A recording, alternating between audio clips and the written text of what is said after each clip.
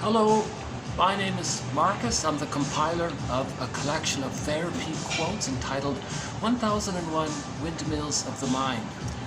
A collection of quotes taken from what's often called the psychodynamic or the psychoanalytic perspective, which long ago, as I understand it, was referred to by some or many as philosophical medicine. Because this idea is meant to provide words, consciousness, to symbolize, to formulate by making hypotheses and then updating them, and to try to make known what is unknown but unknown. We want to make known what's the so-called. If you see me sometimes distracted, it's because this restaurant where I have been making the past few videos has suddenly become quite busy. Most of my regular spots are filled with people. This is the only little part of the restaurant where there aren't any guests. So my apologies if I sometimes seem distracted. This might be my last video at this venue, but we'll see how it goes. I've enjoyed this venue. I can show you maybe a partial glimpse of what I'm talking about. I'm on the 28th floor.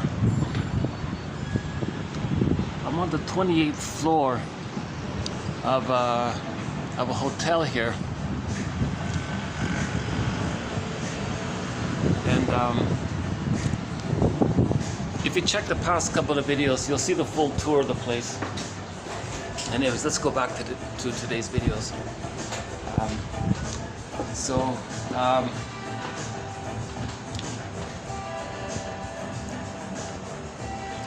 So the basic theory, as I understand it, is that the child has various experiences that he records in his implicit pre-verbal or visual memory system, and they can influence him under the terminology of unconscious motivation. Thomas Mann calls it unconscious will.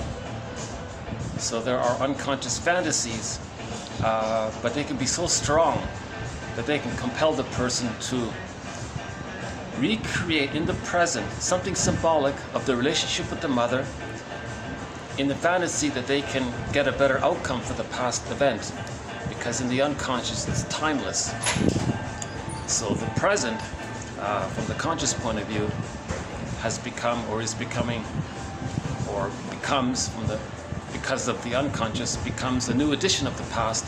If the past is so filled with pain, it's compelled to seek healing, so it recreates a new edition of the past, thinking it can, as if maybe travel back in a time machine to the seat of the crime with the mother, get the love they needed, keep their feelings, hence their identity, resume their development, zoom back through the time machine into the present and feel embodied, alive, and who they would be had they been loved.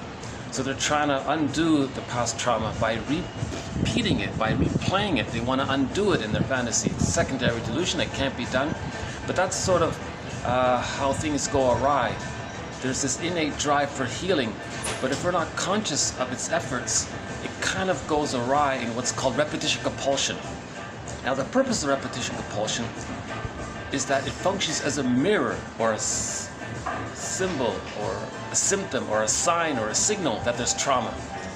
Repetition compulsion and trauma are basically synonymous. When there's trauma, there's going to be repetition compulsion to magically travel back in the past, undo the trauma so that the past is different. Now there is time, so you can't go back in a time machine. So that's why if we're conscious of it, or we know what we're doing, we know that there's trauma, now we have some symbols and some language and some understanding, then we're less likely to blindly repeat something from the past. That's the main idea. So that's sort of a part, one aspect of the psychoanalytic perspective. To look at this theory about how do we heal from trauma, repetition compulsion, like Sisyphus. Sisyphus is not very happy doing what he's doing, obviously, right? And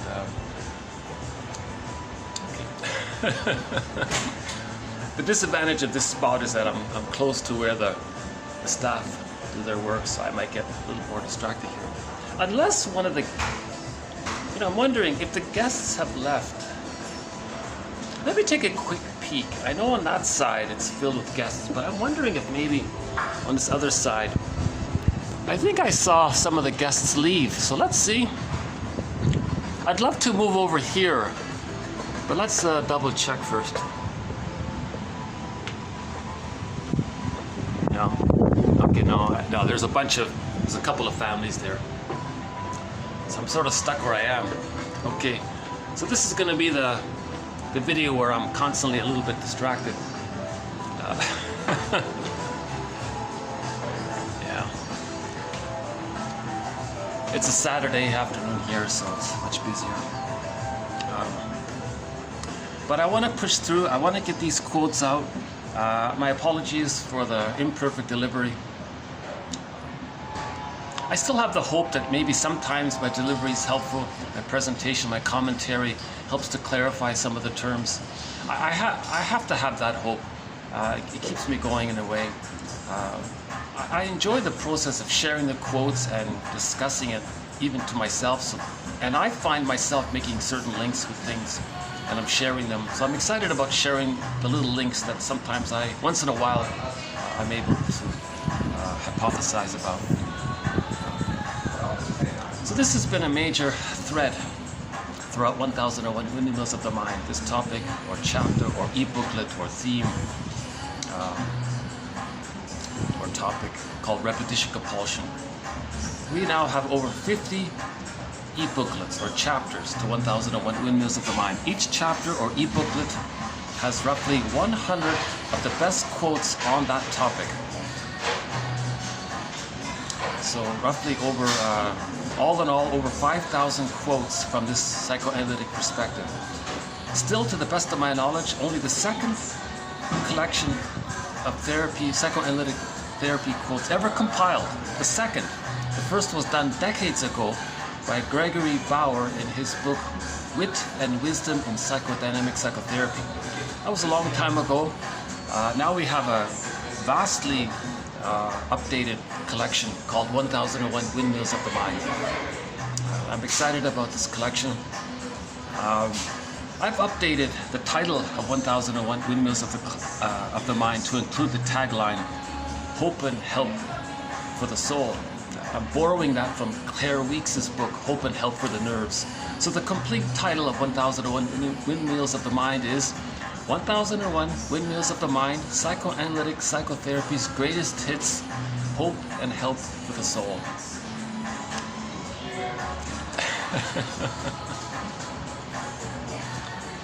Yeah, so whenever you see me distracted like that, it's because the waiter or a customer or a guest or something passed by. But I'm just noticing this condo here. It's quite a condo there, yeah.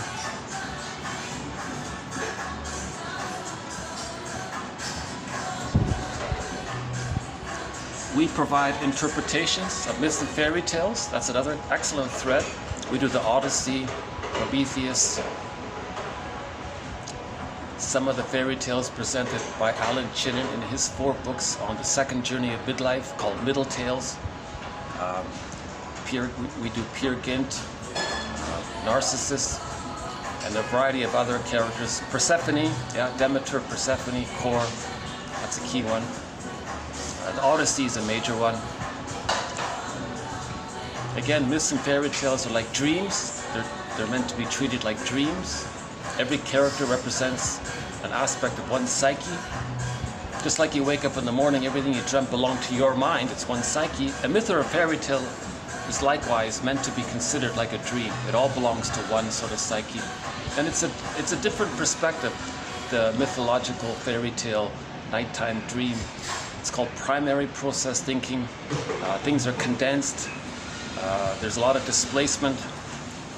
So an emotion or event gets transferred onto something else, so it's more acceptable to the person if it's transferred like that. Things get flipped around. So we talk a lot about myths and fairy tale. That's a key thread. The psychodynamics of prejudice. I think we've done a great. I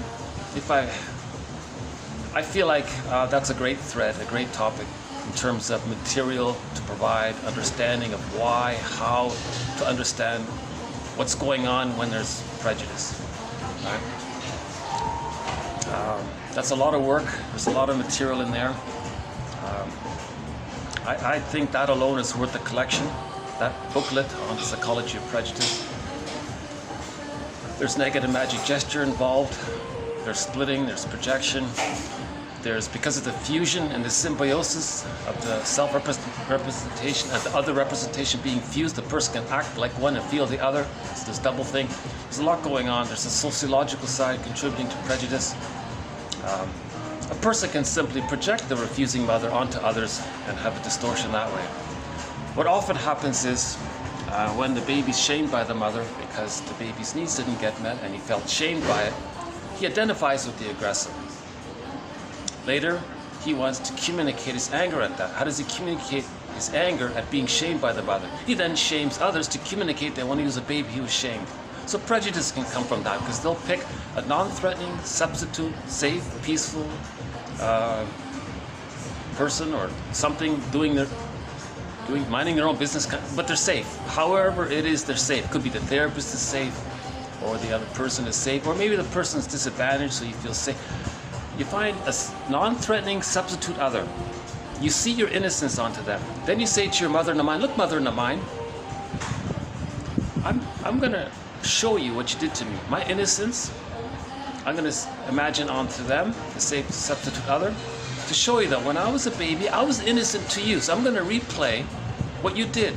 You shamed me, objectified me, exploited me. I'm going to do those things to others to communicate that you did those things to me.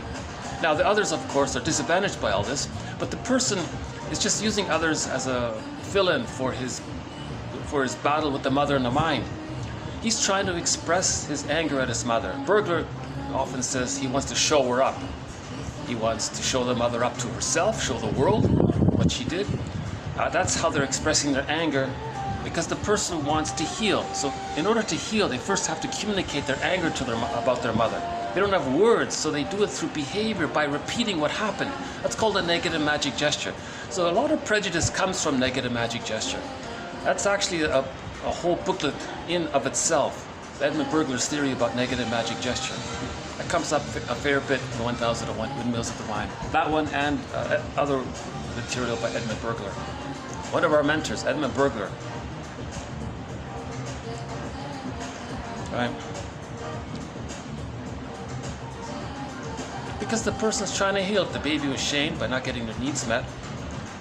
In myths and fairy tales, the emotion of shame is symbolized as the burning, biting feelings. That's the hell scene, the inferno scene, the burning, biting feelings. That image is meant to describe shame.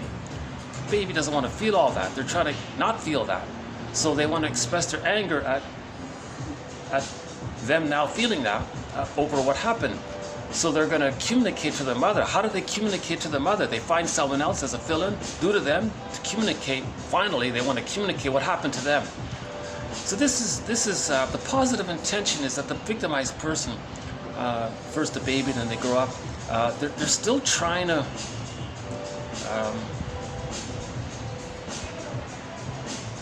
ultimately not feel what they're feeling. So they have the fantasy that if they can convince their mother of what she did, maybe she'll change her ways.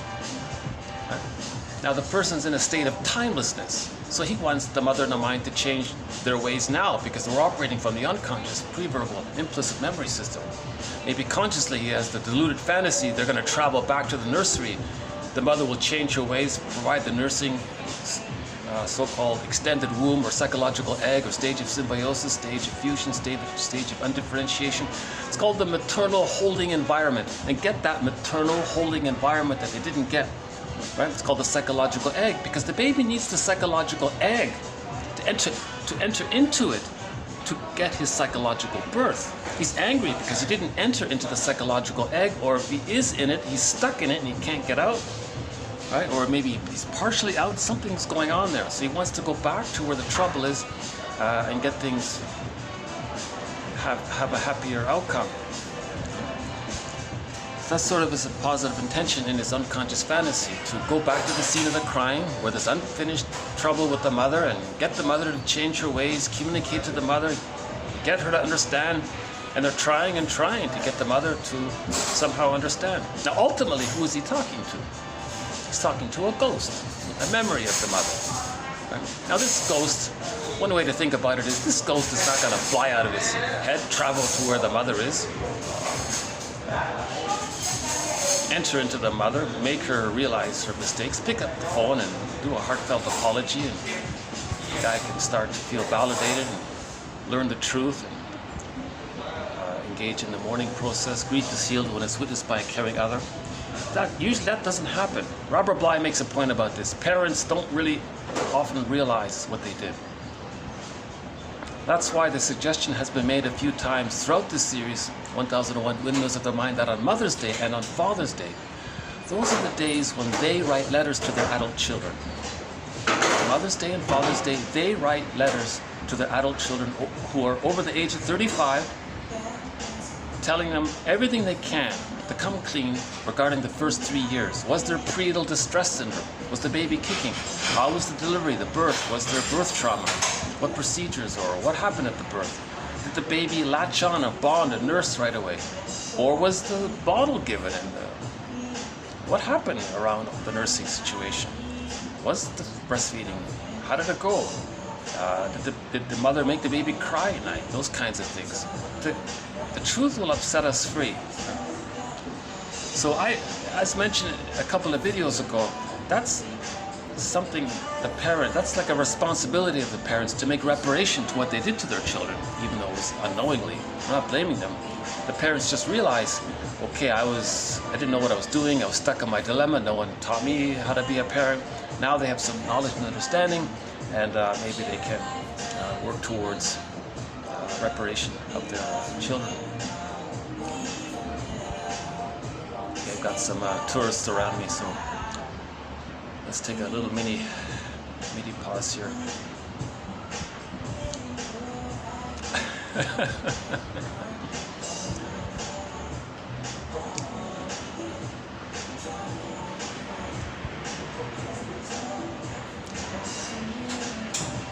I guess that's a symptom of my unresolved trauma, that I'm easily distracted, my mind drifts, you know. I think I've mentioned this in previous videos.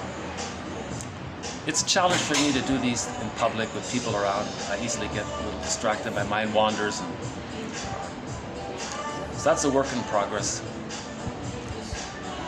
Sometimes when I'm alone and in my room, I can go on for a couple of hours and some good stuff comes out. Now ironically, I had a real mishap, unfortunately, this summer, 2020. 3 months of my videos mysteriously got lost.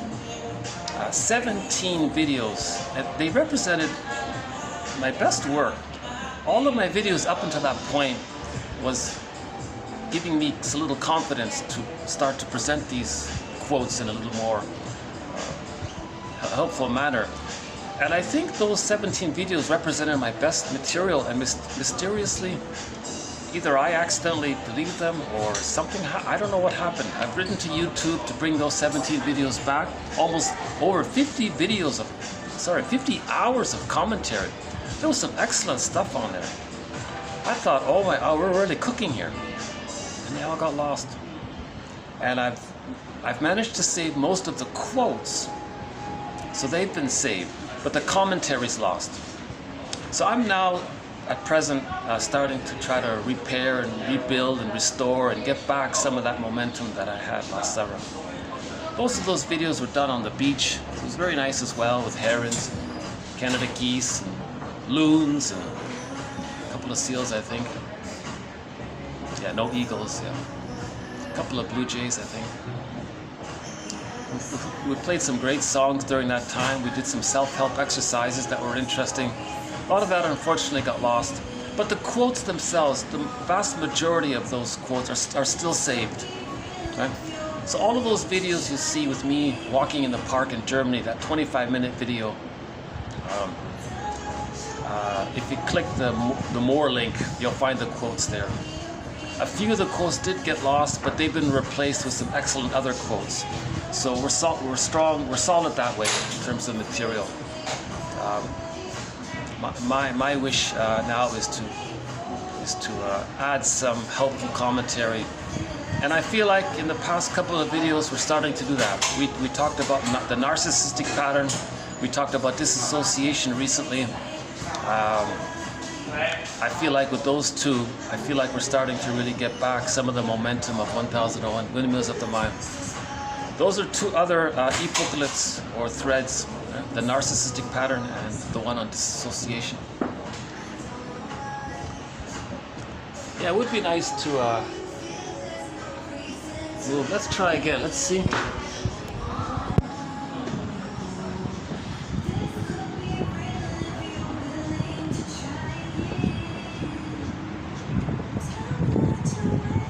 Let's see if with a little luck. Let's see.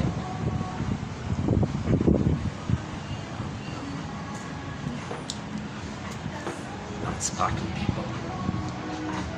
But there's another glimpse of the skyline.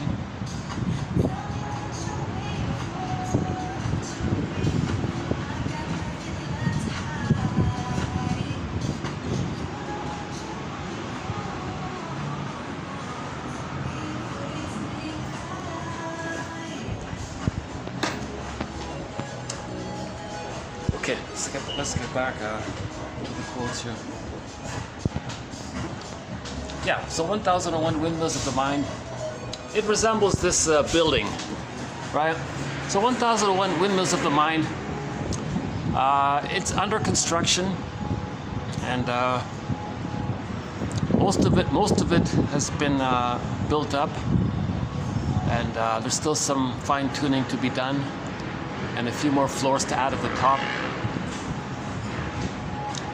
That's also a bit of a metaphor for building our consciousness, building our awareness, building our knowledge. So the building is like an ego. It can house our contents, right? It can house the people. Yeah, quite a few cranes down there. Yeah, I don't know if you can see them. A whole bunch of cranes there. Building construction cranes.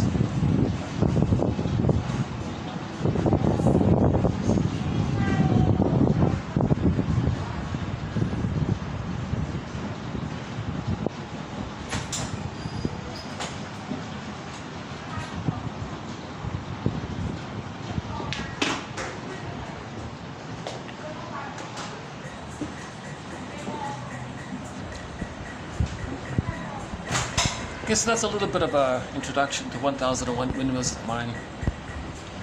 In many of the videos, I offer some partial overview or introduction to 1001 Windmills of the Mind.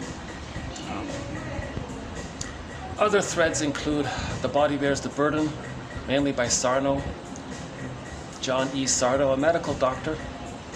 He says that the baby's enraged at being shamed.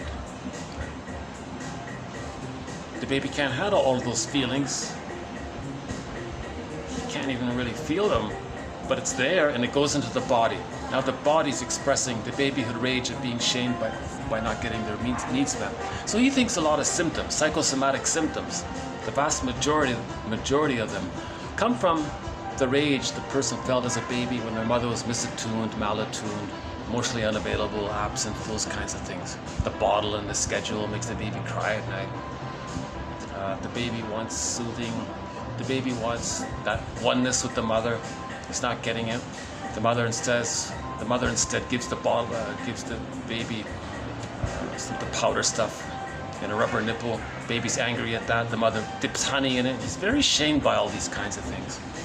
So he's enraged. It can go into the symptom. It can lead to body armor, a lot of hypertension in the body, and those kinds of things. So the physical symptoms, John E. Sarno says, express the emotion and hide it at the same time. They reveal and conceal. It's a compromise, he said. He's borrowing from, I think it's Franz Alexander, is that right? He's sort of the grandfather of psychosomatic medicine. Sarno tried to bring it into the general public through his books on back pain. Ironically, this medical doctor, he's not a shrink, just an ordinary medical doctor who specialized in psychosomatic medicine. Ironically, he did more, I think he has done more to promote psychoanalysis than most of the shrinks.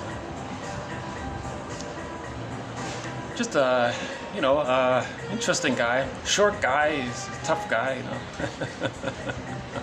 He even admitted that he channels his anger, his own personal anger into this topic because he thinks it's worth being angry about this topic, and he has personal anger.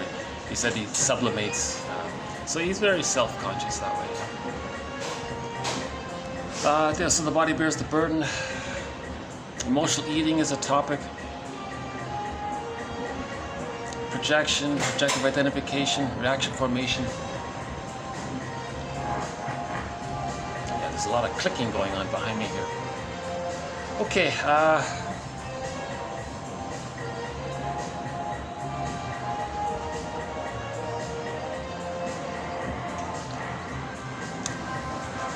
I was just criticizing myself for confessing to you in the public that I'm complaining about the clicking noise behind me. That's like a double sort of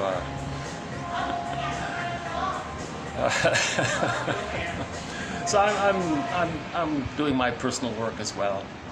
I get to observe myself, my reactions about little things.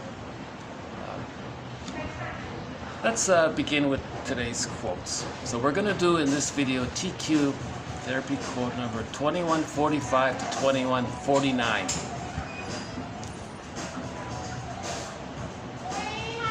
We're going to add a couple of quotes to our thread on symbiosis.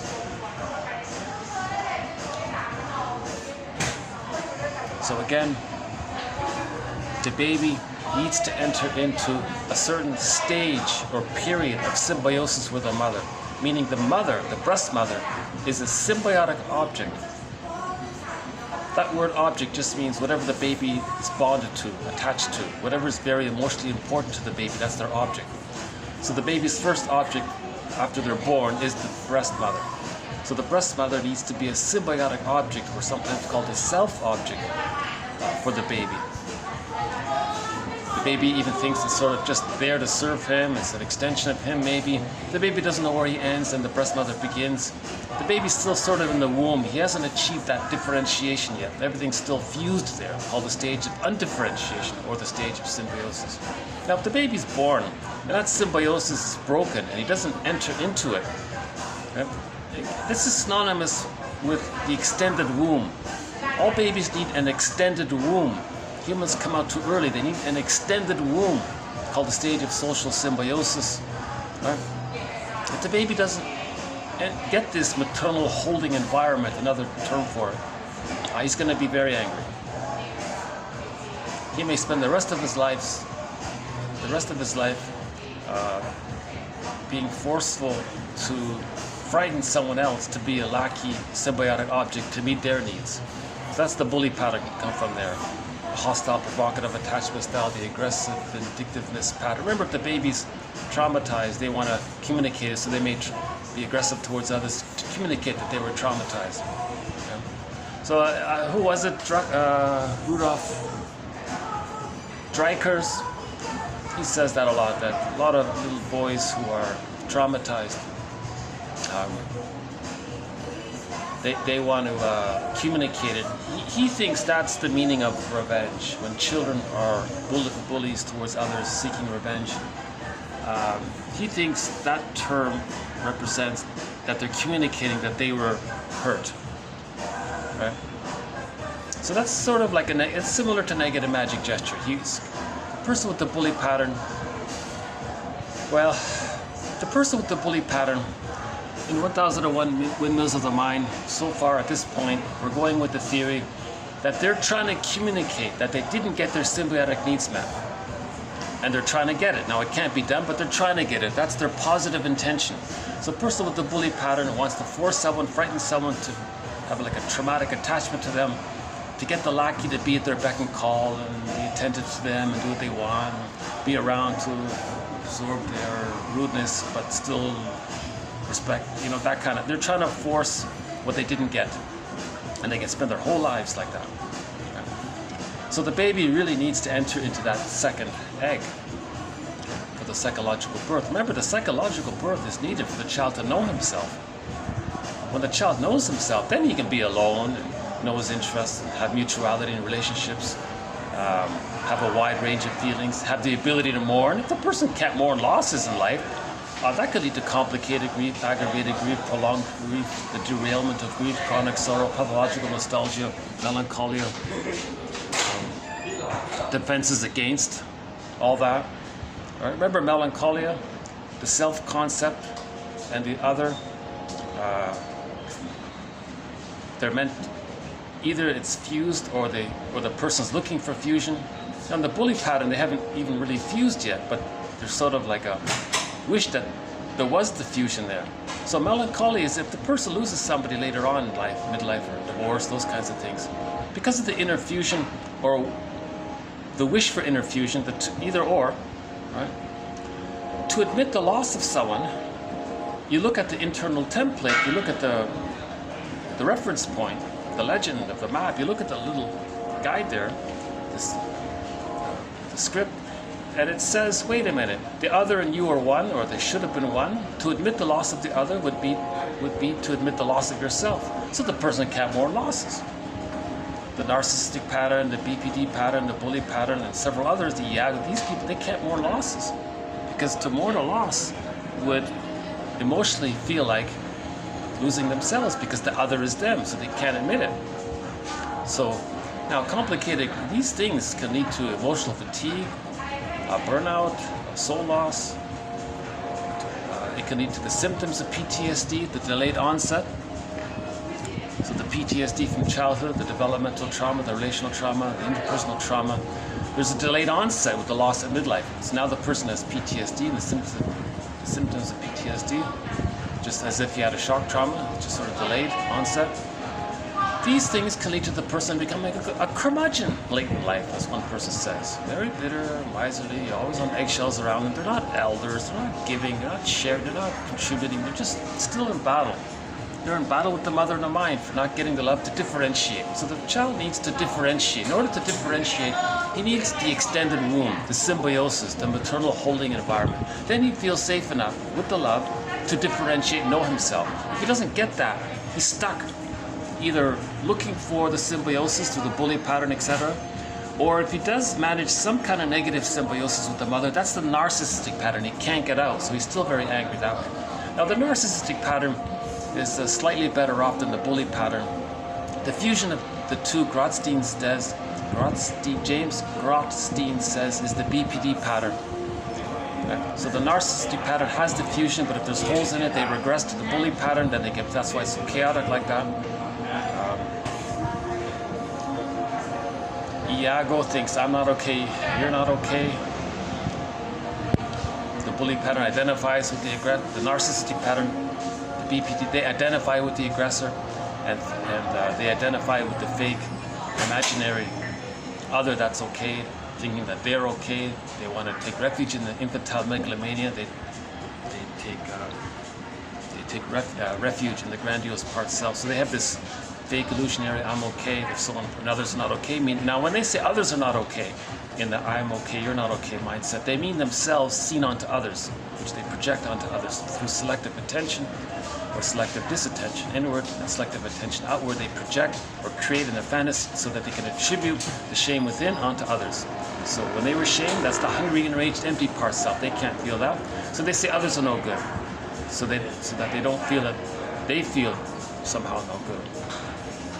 So that's the ideology of the I'm okay, you're not okay mindset. That's the sign of that's the sign of very early on trauma. The I'm not okay, the original I'm not okay, you're not okay is a little better off because they're closer to the I'm okay, you're okay. It's easier for the codependents and the pleasers and the helpers, and they're already they have a lot of gratitude and generosity already. It's a little hurtful to themselves because they still feel that they're no good and others are so good. But they're still closer, the codependents, to the I'm okay, you're okay. The result of normal, natural, healthy development is I'm okay, you're okay. Anything other than I'm okay, you're okay, mutuality, anything other than that, where the other has a psychological self, feelings and needs, a world, a mind, a heart, a history, a personal story, a childhood, experiences, a whole spiritual self, and emotional world, like it, so others are persons in their own right with their souls, you know, and they have the same thing. That's the I'm okay, you're okay. And so that's also called empathy. So differentiation leads to empathy. There's gratitude. Differentiation means the ability to love, because the person received the love. To differentiate, now they have the love. The baby needs the love, which is so strong that allows him to differentiate. Now that's a part of him. Now that it's a part of him, called the holding interject, or the internalized good object, as part of his psychic structure, that allows him to then love others. Now with differentiation, the person has access to the capacities of a part of himself called the real part self. The real self, part of the self, as described by Masterson. Now that's the real benefit of differentiation, or the psychological birth. They now have access to the real self, part of the self. And that's the whole thread right there by Masterson.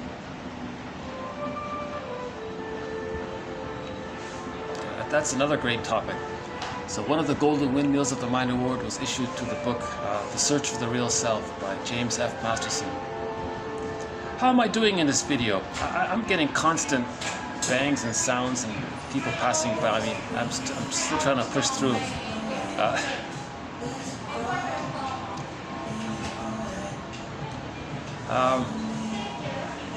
Yeah, I think this might have to be my last video here, I think. I'll come on a Monday morning and see what it's like. I think that little lull with the rain, when it was past few days it was rainy, so there weren't many guests, and now the rain has clearly stopped, so I'm gonna have to find another location. Okay, so back to TQ 2145, stage of social symbiosis. So that's one point about symbiosis. If the baby doesn't get the symbiosis, it can lead to the bully pattern. He'll do what he has to, in his fantasy, get some kind of connection to others in the hope that he's going to force the other person, trick the other person to be their lackey. Remember what Adler says, and Rudolf Dreikurs. The child wants to feel connected to others. That's the number one motivation, to have connection to others. But the child lost basic trust. So he'll use power and control to have that feeling that he has some connection to others. Now he's forcing it, but he's got to have that connection. Remember Fairbairn, life force is object seeking. All of the child's life force is to connect to the mother. Life force is objects, they want to feel that connection. Now it's a negative connection in the case of the bully and the narcissist, and all the person with the narcissistic pattern, the person with the bully pattern. It's a negative connection, but that's the primary focus of the child. Life force is object seeking. They want to have that connection to others.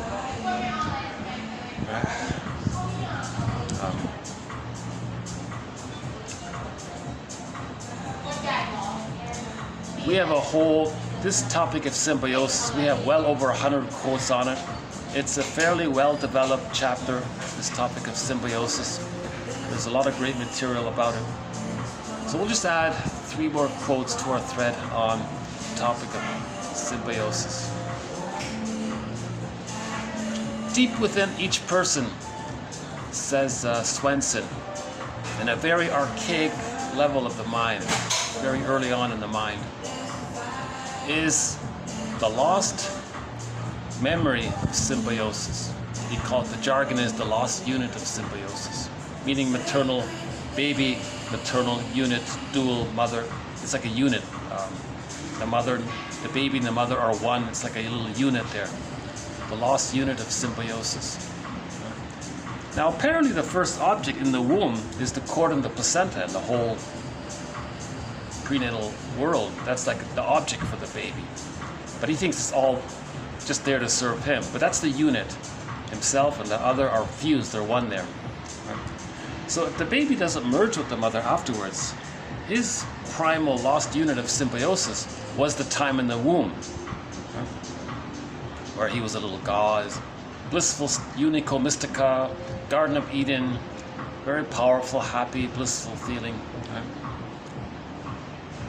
Now this lost unit of symbiosis, this forgotten memory of when the baby was one with the mother, either in the womb or at the breast. Right? Again, at the breast, the baby's nursing, he feels warm and safe in his mother's arms, and he's feeding safely, everything's attuned. He still feels that blissful Garden of Eden. And that stage of symbiosis is meant to continue after the birth. Right? There may be, even if there is some birth stress, the mother can restore it if she provides the maternal holding environment. So it's not necessarily a permanent scar if there's birth trauma. A mother can cure it. A mother can heal birth trauma if she provides that extended womb, that psychological egg, the continuation of the symbiosis. Wow. Let's try one more time to see if I can get another location here. Let's see.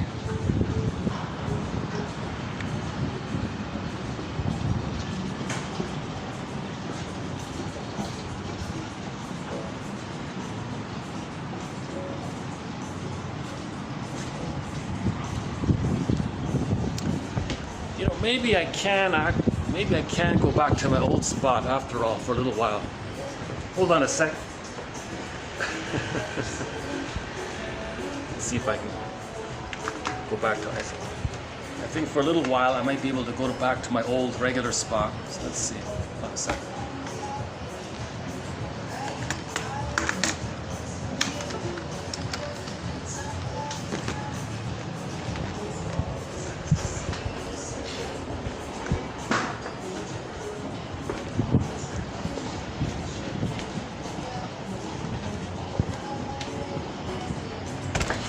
Oh, there's my old friend here, this imaginary parrot. Oh, this feels much better. Oh boy, yeah. I was kind of nervous the whole time talking over there. So let's see if I can finish the video here. One sec, one more item.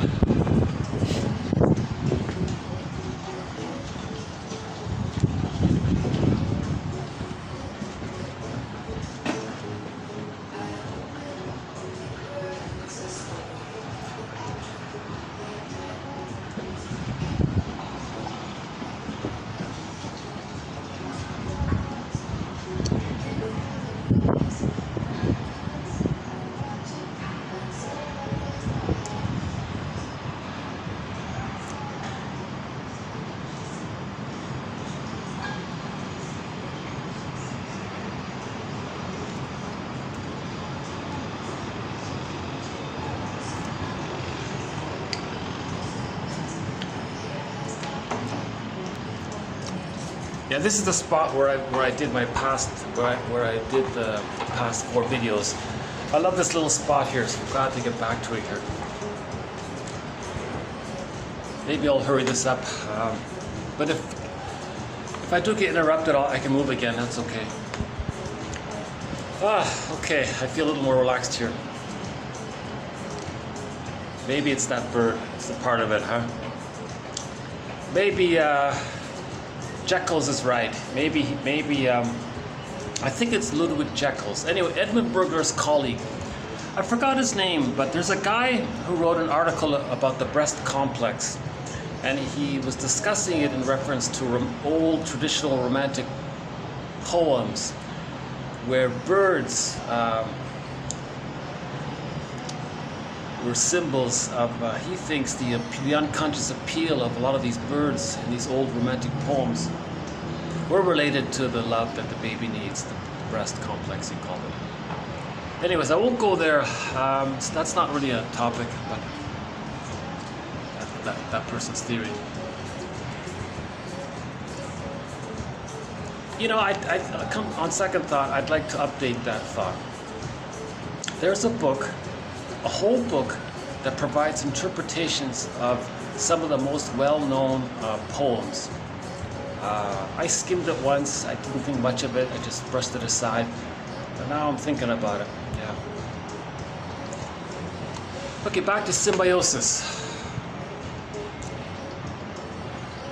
2118 would be a good place to start with symbiosis. No, the best place to start with symbiosis is in the little search engine within this channel, within this YouTube channel, Psychoanalytic Self-Awareness Quotes, there's a little circle there, a search box there.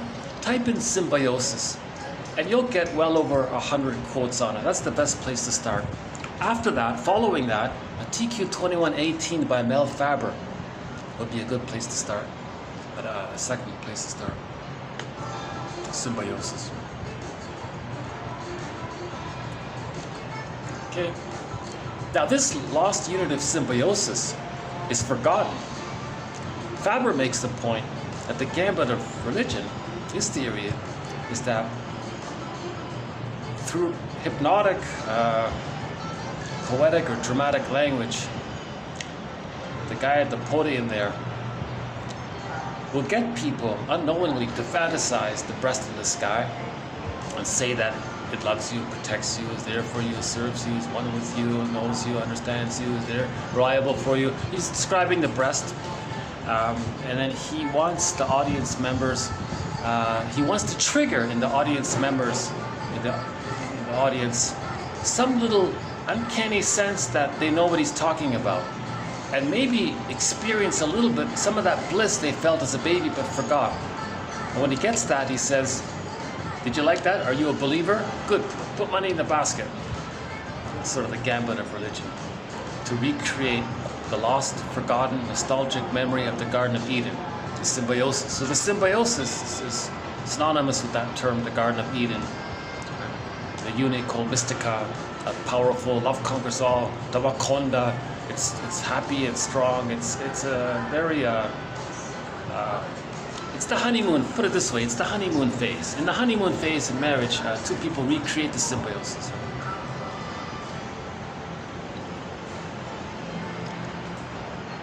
Hold on a sec.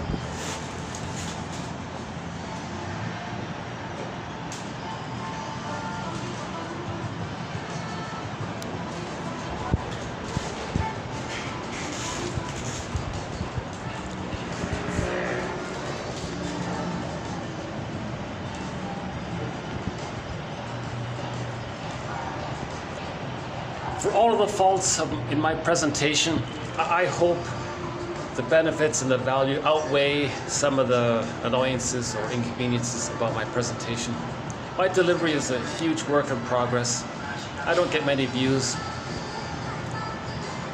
An average video gets maybe 5 views, but the total watch time might be like 2 minutes or something.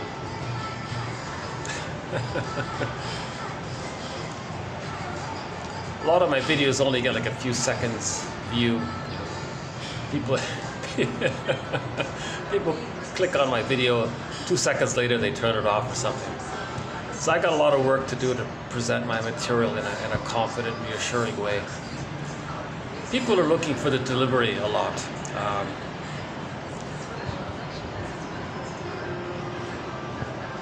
that's a topic in of itself, right? I'm focused on the material first here. So, back to symbiosis.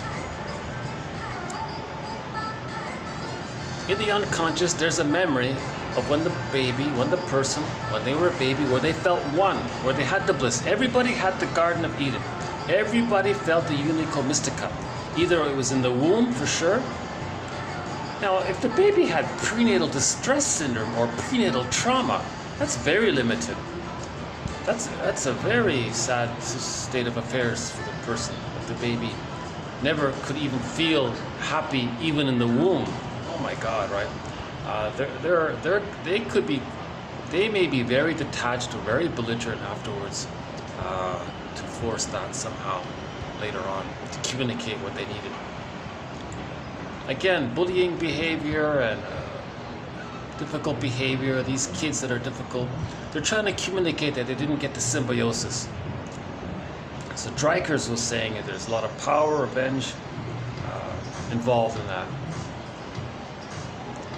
Yeah, Karen Horney calls the bully pattern the aggressive vindictiveness pattern. By the way, if you look on YouTube, Rudolf,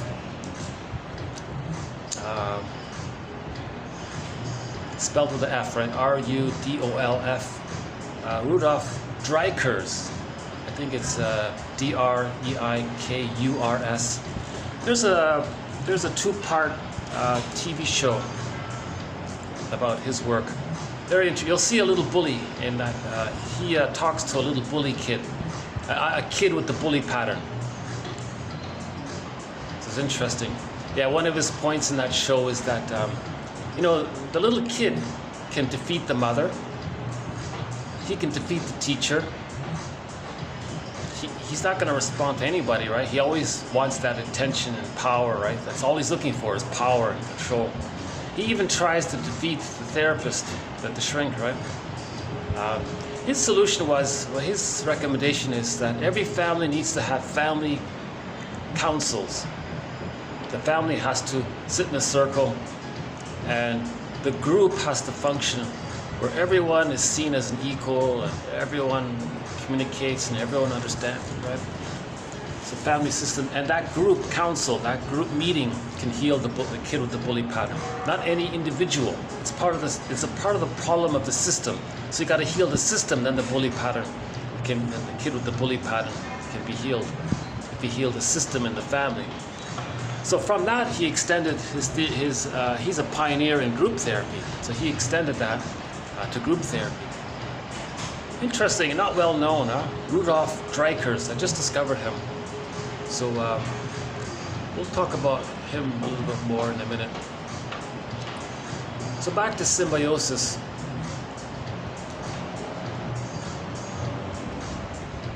In an archaic level within, lying deep within each person, is the lost unit of symbiosis.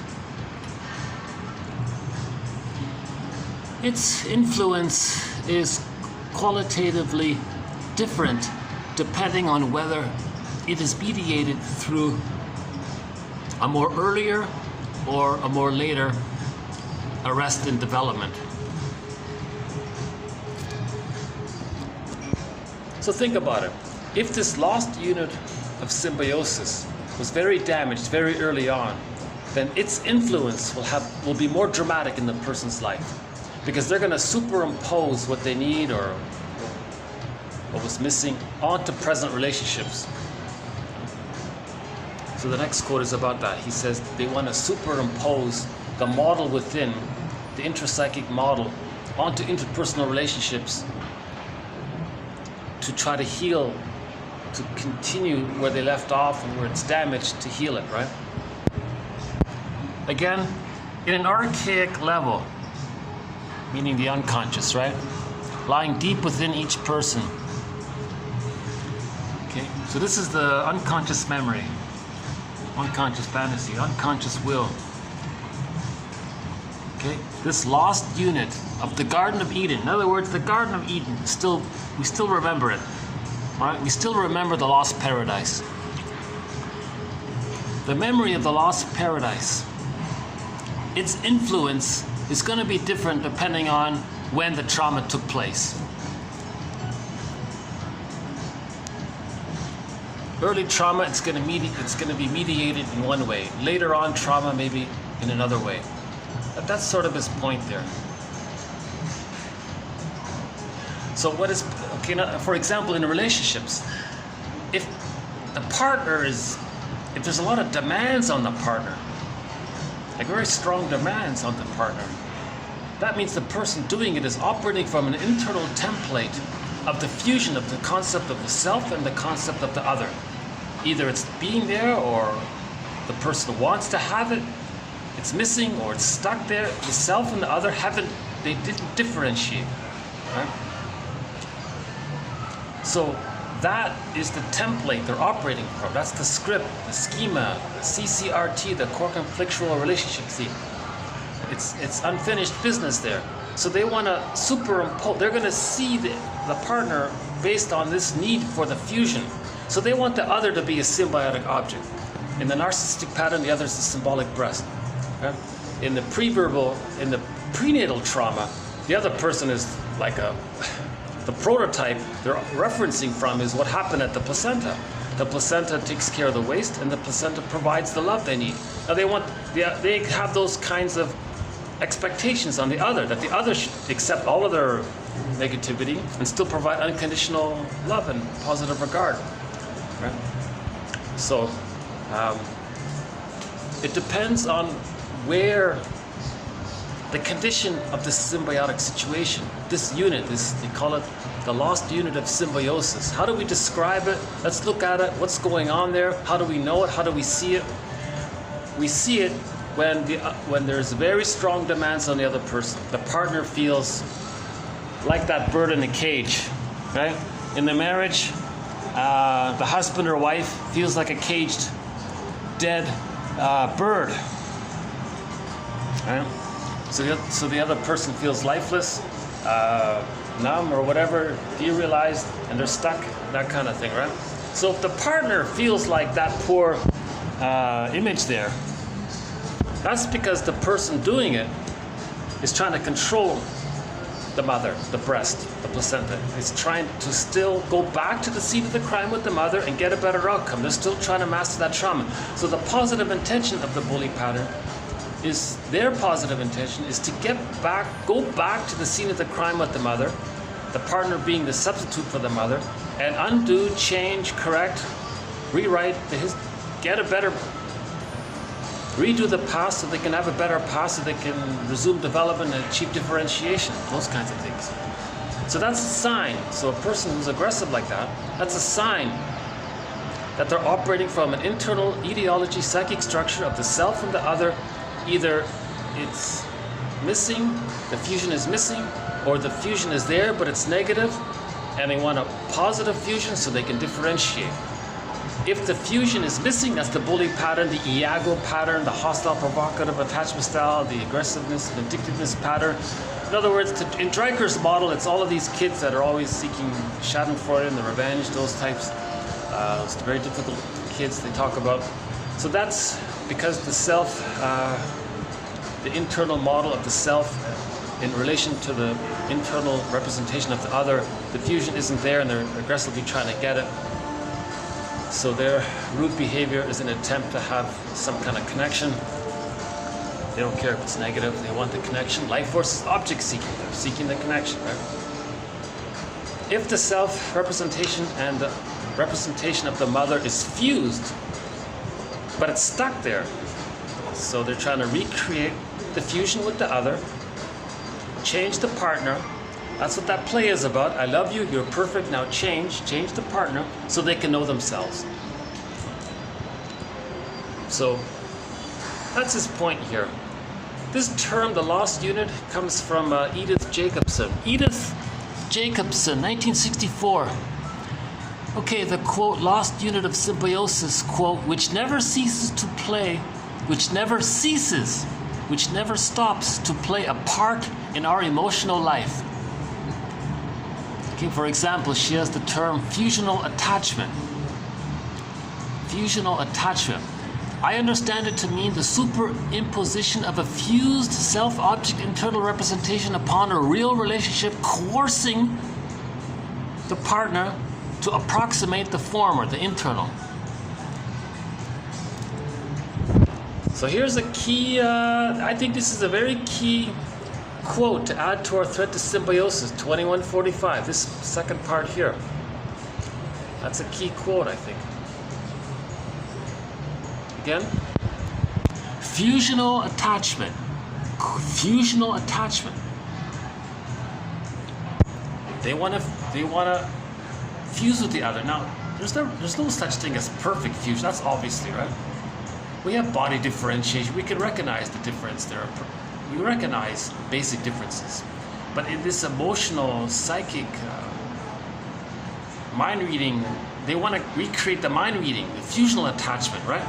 So, a person seeking fusional attachment, I understand it to mean the superimposition of a fused self-object internal representation. Either it's missing or it's stuck, or anyways, the self and the object haven't differentiated. It's still fused. That's the issue here, right? It's still fused. The baby is fused with the mother. The mother is an extension of him. They're fused. It's the mother, Mahler calls it the mother-infant dual unity. That's the fusion. If it's stuck there, or there's a problem with it, or It's the baby, maybe the baby was prematurely ejected out of the psychological egg. One person puts it that way. All right? I understand it to mean the superimposition of a fused self-object internal representation, whatever condition it is. Okay? So the self and the object, it's still fused. It's vague, it's missing, but it's still kind of fused there. Now the person wants to superimpose this arrested development, this problem of undifferentiation upon a real relationship in the present. Thereby, in order to do so, they're going to force or coerce or push or demand the partner, the wife or the husband, to approximate what's going on within. I immediately feel sorry for the partner who's being used to handle all of the person's negativity and still feels compelled to provide unconditional positive regard for the person. I feel sorry for this very unequal relationship. The person doing this doesn't realize Dreiker's manifesto of humanism. Actually, Dreiker's in our next quote here. I'll look for it. I haven't found it yet. He wrote one of the manifestos for human beings about equality.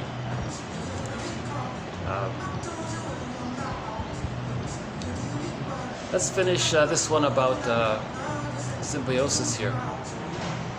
Okay, the third part to 2145. Okay, the client's interpersonal patterns. The client's interpersonal patterns. This information is used as a clue or pathway to the client's intra-psychic organization.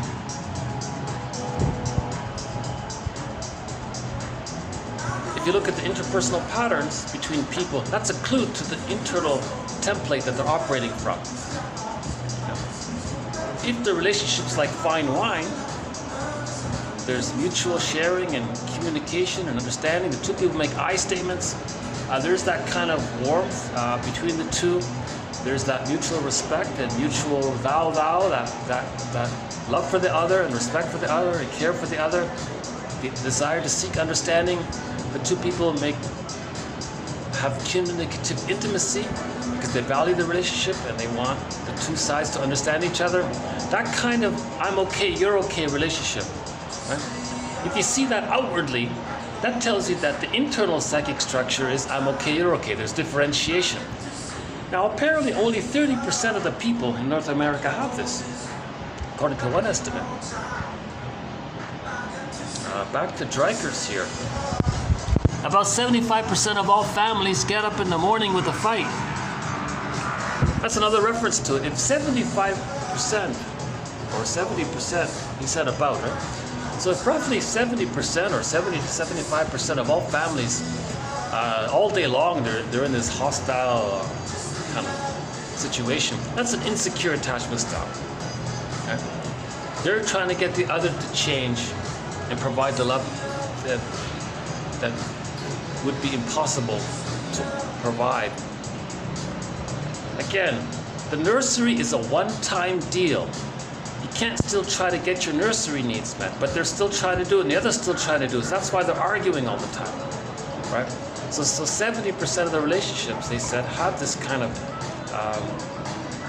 unrealistic expectation, disappointment, and they're arguing about it all the time, right? Okay, so back to Waska here. Okay, the client's interpersonal, external, real-time, present-time relationships or patterns can be used as a clue to tell us what's going on within the person.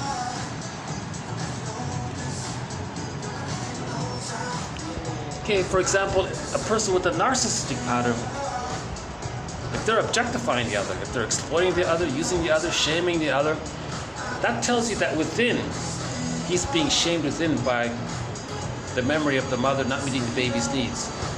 Right? So a person with a narcissistic pattern thinks it's all about them, doesn't care about others, uses others, he exploits others. That tells you that within, there's a representation of the mother that exploited him. So the outer is like a, as above, so below. That phrase, as above, so below, as external, the interpersonal relationship is a clue to what's going on within. Again, object relations theory is the study of the internalization of interpersonal relationships. Okay, so this has been just a little bit more about the topic of symbiosis, TQ 2145.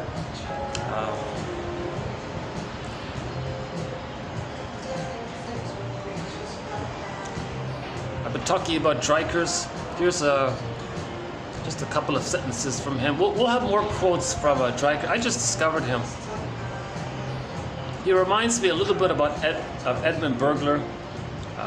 He's also from Austria, I think. You know, the thick German accent. Apparently he wrote like a dozen books, 100 articles. He was also very prolific. I never heard of him, to tell you the truth. So a couple of his points here. Okay, so TQ 2146, a couple of statements from this guy, Dreikers. Okay, in the first few years of life, the child acts unconsciously. Nevertheless, his actions have a purpose. Now, he may realize that he wants a ball or a glass of water, but he is not aware of wanting attention or showing his power.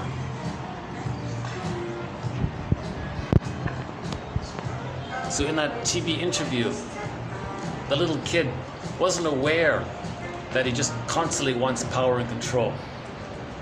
And he made that point to the kid, that you're resisting not being aware, or it seems to be that you're resisting not being aware that you're bullying behavior, that you're just seeking power and control to have a connection. He says you want to get even with others. It was a very interesting little interview. My first thought was, I wish we could see an interview of that little kid now in the present. How did he turn out? Because the mother lost with him. They interviewed his teacher. She seemed like an excellent teacher, actually. And she was she probably was a very good teacher. And the little kid defeated the teacher. And that's one of the points of the interview, that the educational system fails a lot of these kids. The educational system, the schooling system, is such that every kid with the bully pattern and narcissistic pattern is just going to slip on right through. It's not going to get caught. And that was one of his points. And the way to cure these difficult kids is to have classroom councils. And he talks about it with that teacher. He says, you're not providing group therapy with your kids. She said she agrees. She doesn't know how to do it. No one trained her. It was an interesting point. I think Dreikers' recommendation is very challenging, right? But that's his point. Let's focus on it. I think he was pointing in the right direction, but he was kind of alone. Him and Adler were just talking about how social attitudes, social arrangements, social perspectives can make a difference. We don't always have to change. Not everyone can do a psychoanalysis, but we can make a lot of improvements by outer adjustments, he said.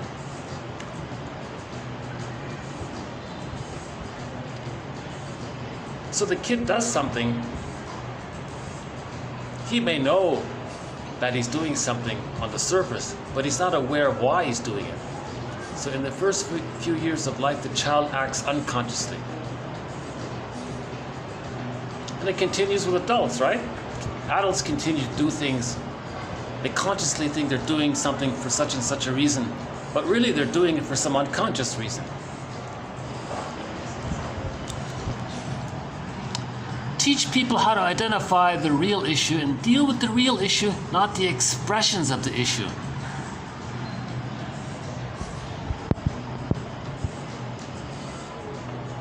Just sort of a general sentence. In that interview, he says that, I took that line from the interview. Okay, one more here.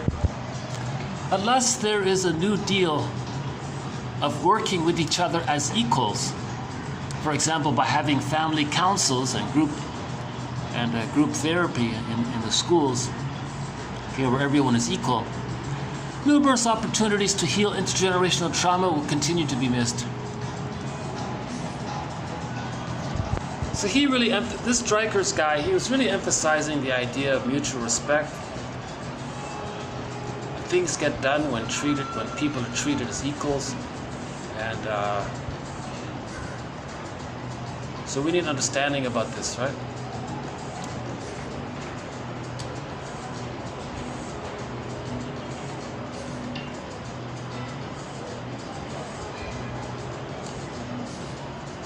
Okay, the next one is TQ 2147, a follow-up to some recent material we did with Deborah Cabanas. Okay, hypotheses are generated to be tested and revised. The same is true with our psychodynamic formulations or our interpretations. So again, interpretations are meant to be presented in the spirit of hypotheses inviting mutual exploration. Tentative hypotheses in the spirit of mutual exploration. Now these hypotheses, these psychodynamic formulations, interpretations, okay, you do this as a defense against this, so on, and you learned it back then, and now you can see it in the here and now. These kinds of things, they're all tentative, so we want to explore it, as we said here. For example, one client here, Mr. D, had severe separation anxiety as a child, and this has made it hard for him to think of himself as a separate person, making it difficult for him to be apart from his wife for more than one night. So this person never achieved differentiation, and he couldn't handle his wife being away for a night because it triggered his issues that internally the self and the other are still fused. Now the wife is meant to be there every day to mimic the internal representation. That was sort of a hypothesis. So we did a few good quotes from Cabanas in recent videos, so that one just sort of follows up on it. But I think the spirit of it is worth highlighting. All of these interpretations are hypotheses. They're just guesses. Stryker's calls them guesses or guessing. We're guessing. We're making inferences and we're guessing. And that's a springboard to move towards what's really going on, right? So psychodynamic formulations, interpretations, they're not pronouncements, they're not facts, like we don't know, they're just speculations. We've got to start somewhere. We're ultimately looking for the words whereby we feel heard within. So we've got to guess and keep guessing, hypothesize, test, revise, just like in science. Test, revise, update. We're doing the same thing. In other words, the point is, hypotheses, just like in the science world, you have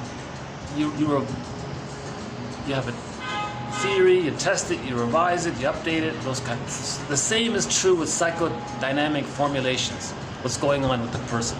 What are his patterns? Where did he learn it? And what's the link between the past and the present? And explaining why he's doing something in the present that's dysfunctional.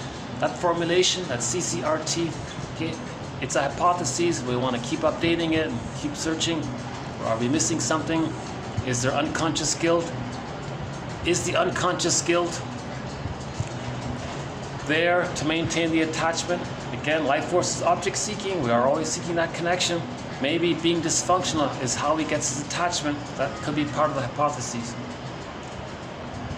Okay, TQ 2148, on the lighter note. This is on a lighter note here. But I'm giving this a TQ designation because I found that helpful myself. This is more in the self-help area. It's sort of a short poem followed by an ancient African proverb. put together, they're on the same topic here. TQ2148. I like having this in our collection. TQ2148. It's an important reminder. Here it is. To wear a beard is to be seen as one thought profound. But listen well for a spell before you are spellbound. In other words, ancient African proverb, every billy goat has a beard. Meaning, what counts is personality, not appearance. Okay? So this is a great reminder not to be tricked by appearances. So you might see somebody with a beard, and your first, I'm not sure why it happens, to wear a beard is to be seen as one with thought profound.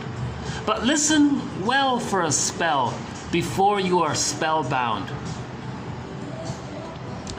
That's a great, underappreciated, hidden little gem of a poem.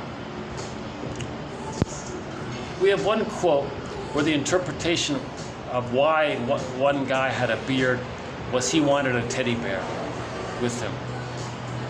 And you see the guy with the beard, wow, is he a very wise guy? You're kidding, listen to him for a while. Listen well for a spell before you are spellbound, because it turned out that guy was like a little kid and the beard was a teddy bear. It was a transitional object. Soft, warm, like a teddy bear, those kinds of. We're not saying everybody with a beard has a beard, because we're not saying that. It was just for that one particular client in that one particular case, which was a hypothesis. So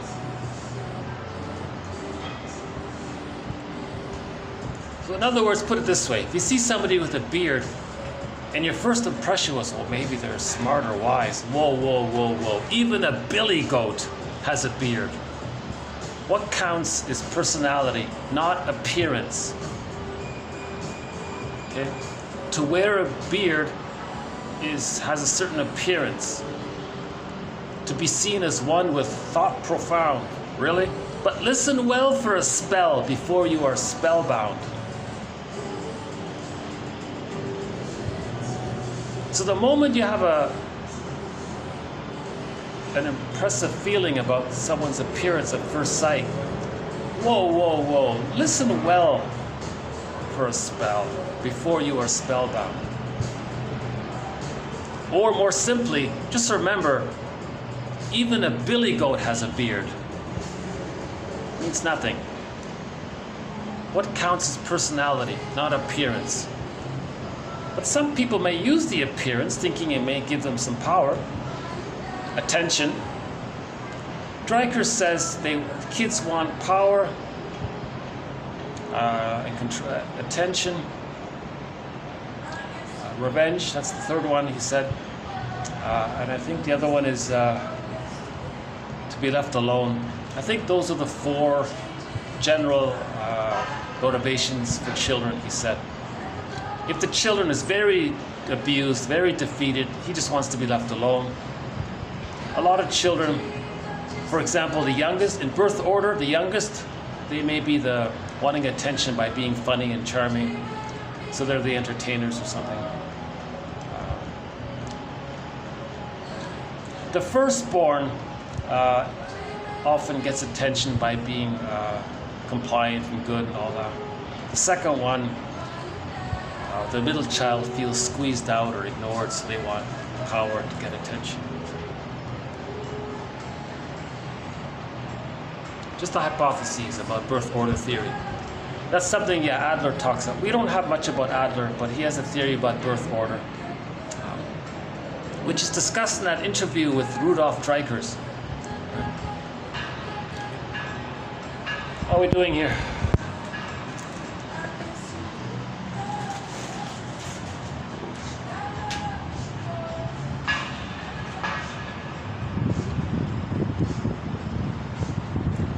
Clearing up. You know, I just noticed there's some kind of waterway over there. I didn't even notice that before. Do you see it? There's some kind of river. Just where that flat, square building is, just in front of that, there's some kind of river there.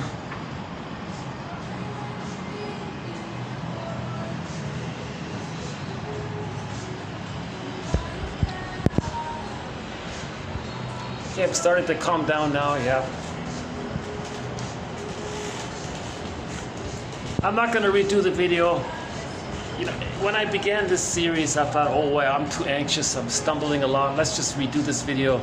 I gotta push through. I'm just gonna I'm keeping these videos with all of my mistakes because it prompts me to keep going forward. I've got a ways to go before I deliver a very confident video that's gonna get 1 billion views or something like that. We got to get this psychoanalytic perspective presented in a manner that's people are gonna want to have an interest in. It's difficult material. People are very resistant to the psychoanalytic perspective. What? My mother wasn't perfect? Oh, my mother was an angel. She was perfect. How dare you suggest my mother wasn't a perfect goddess? They're idealizing her as a defense mechanism that they can't accept the opposite. The opposite is true. Many times when we worship our mothers, put her on a pedestal and treat her and think that she's some kind of goddess, oh boy, that's reaction formation. The truth is the person was very shamed by the mother, but they can't feel it, they can't accept it, they deny it. But the baby must bond to a good mother, even if they have to make her up. Now this making it up, this is when we put our mothers on a pedestal. We're creating two mothers. The truth, which we deny, and the beautiful made-up one, which we accept. That's called splitting. Splitting is a defense mechanism, a maneuver of the mind, an operation of the mind, a mechanism of the mind the child adopts to feed safely with the mother when she's abusive. Just make up the idea that the mother's someone else. A fantasy mother, and you're nursing. So when the baby's nursing with the painful mother, he tricks his mind to think he's nursing with the fantasy goddess mother. That's called splitting. That's a maneuver of the mind. If this doesn't get healed, and the psychic structure is goddess and demon within, that can lead to prejudice. That's another reason why there's prejudice. Okay, so that was, let's move on now. Okay, TQ 2149.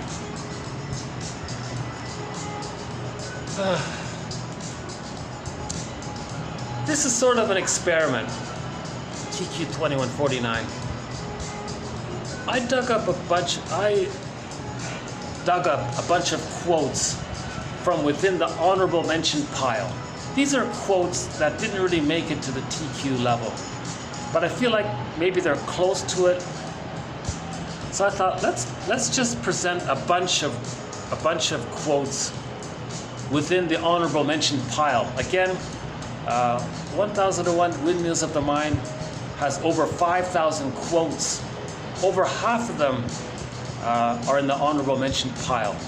So 2,000 plus quotes are the TQ quotes, and another 2,000 plus quotes are in the honorable mention pile.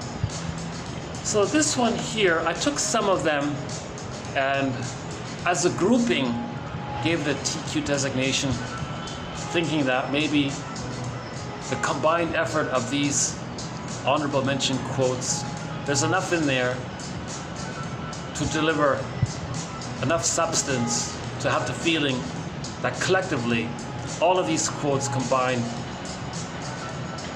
are valuable to be felt as a TQ quote. I think the exercise is to pick the one. So here's the exercise. I'm gonna read through a bunch of quotes, 1 page worth. If there's one that you find valuable, then for you that's TQ 2149. So it's going to be different for each person. So I'm going to assume that many of them are just maybe a little interesting, but not that helpful or useful. But my theory is that maybe one of them might be okay. That'll be for each person their 2149. So it's an experiment, it's a hypothesis.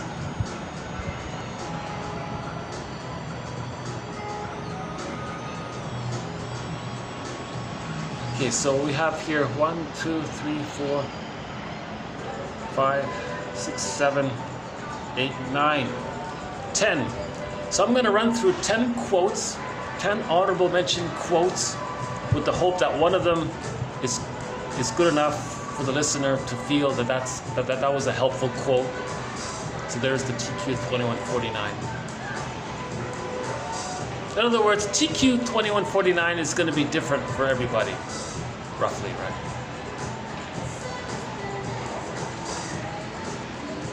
Maybe I'll just take a quick stretch again. Hold on a sec.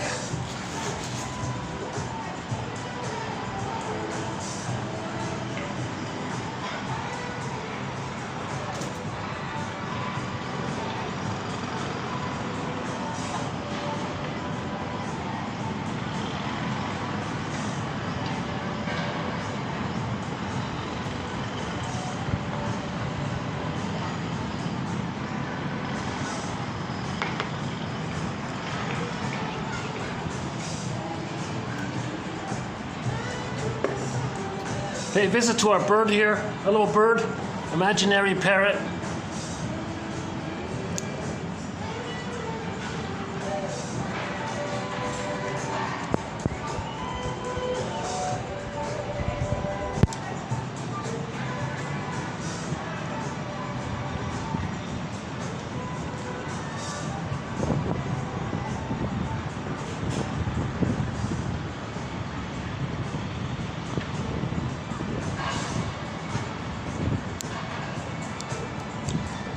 You know, I'm wondering if we can get a peek at the other side here. Hold on a second.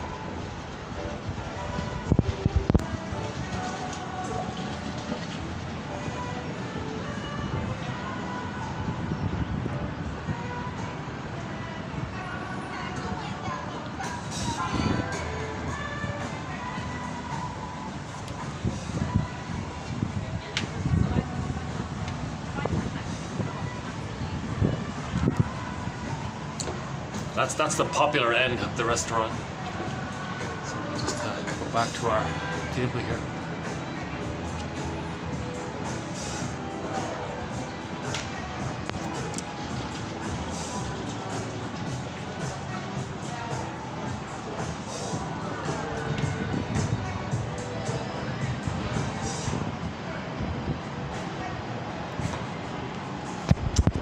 Okay, so what now follows will be an assortment of quotes on different topics. Okay, first one here. Each of us has an inner world of unconscious fantasy that does not affect our everyday reality, but remains unconscious. Fair enough? The dramas and excitements of the silver screen, I believe, directly access, stimulate, resonate with that world of unconscious fantasy. Okay, because we're projecting a lot. If we're in the theater or at home watching a film, we're in a safe, comfortable position.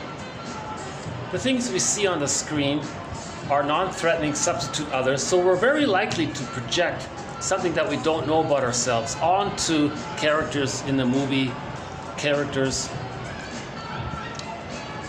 sports stars, whatever you're watching on the screen, you feel safe in that situation. So you're going to project. Remember, the screen character, the fictional characters, or the celebrities, or the sports, the musicians, that's safe. It's a non-threatening. They're far away in another.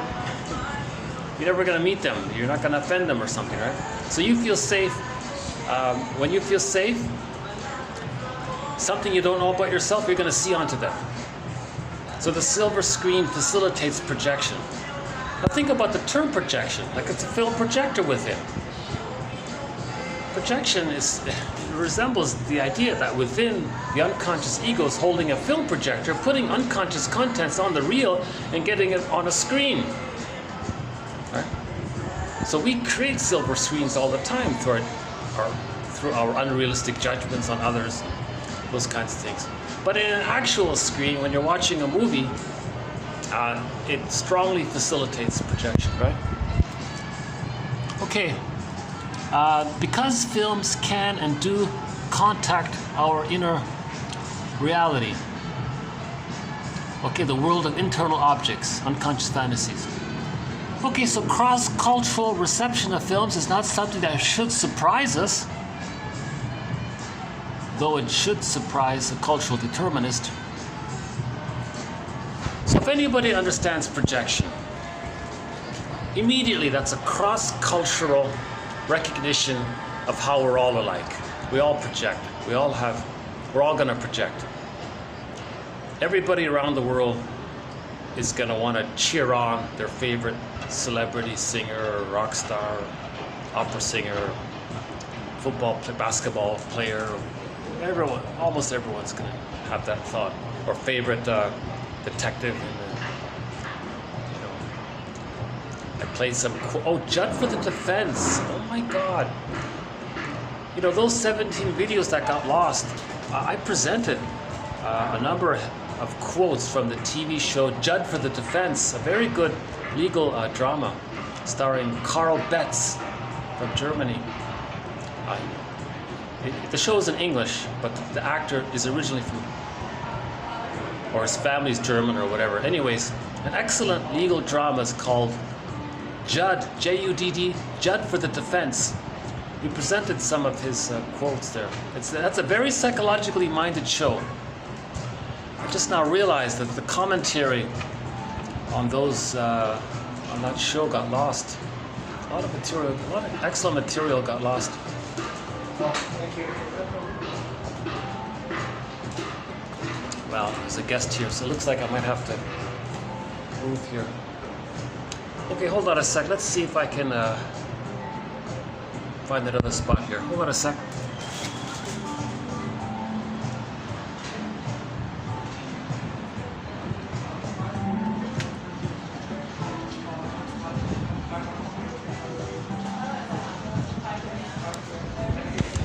What about right here? Okay, let's do this one here.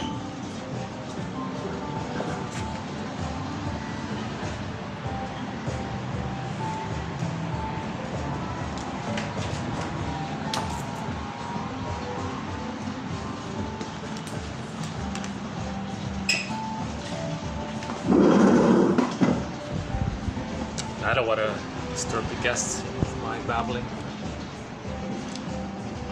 Okay, so let's continue with TQ 2149. This is the assortment quote. Okay, so that was one there. Come to think of it, that may be worth the TQ designation right there. That's a pretty good quote right there. But if somebody doesn't think so, let's try the next one here. Nostalgia is a stand-in for memory. Rather than struggle with the contradictions of history, we adapt the past to fit particular needs. Need a time when life was simpler, richer, more pleasant, etc.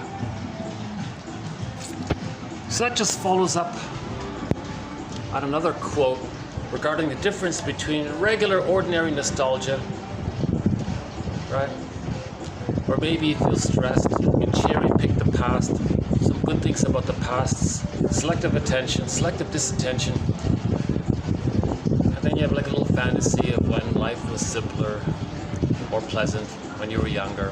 That's normal nostalgia. You know it's over, but maybe once in a while. Now, pathological nostalgia, that's different. Pathological nostalgia resembles complicated grief. That's not a bad little view right here. Okay. Okay, next one here. Self-analysis doesn't work because of the countertransference. This is sort of a joke, actually. A shrink joke. He says, self-analysis is very difficult. It might not even work because of the countertransference with ourselves. So we observe ourselves and we're triggered by something about ourselves that we're now noticing. And now because we're triggered by something about ourselves, that's a countertransference. Now when there's countertransference, therapy doesn't take place. That the therapist, if he's triggered, therapy stops. Now if you are your own therapist and you're triggered by something about yourself, then therapy stops, right? So that's the difficulty about self-analysis, right? The limits of it. Okay, next one here.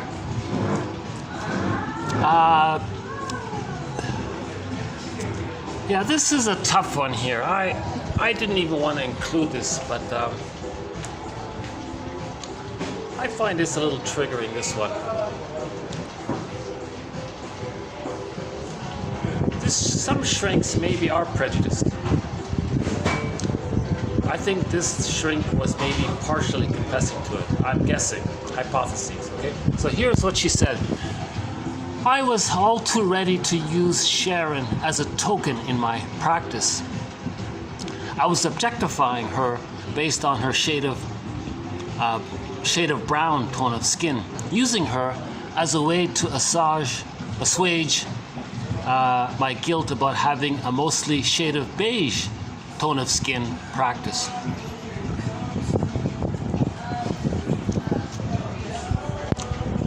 I'm gonna guess, I'm gonna have a hypothesis that she doesn't want to admit that she wants to have a client that she can objectify. Well, hold on a second.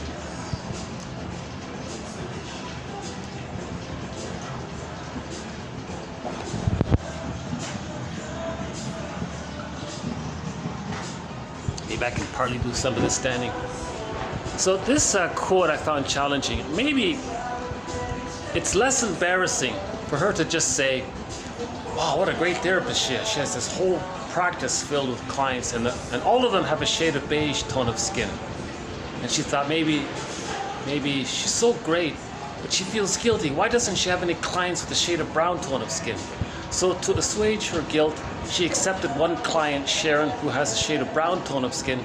Then she feels that maybe she's not being prejudiced, but maybe that's a confession that she is prejudiced. Because maybe she needs one person that she can objectify and use as a comforter for her. But she doesn't want to admit that. See, that's my guess. That's sort of just my intuition about this quote. But I could be wrong. Okay, let's see. Next one here. Okay, next one here. In one study, okay, hold on. In one study, women were asked to describe their delivery experiences. 4 themes emerged.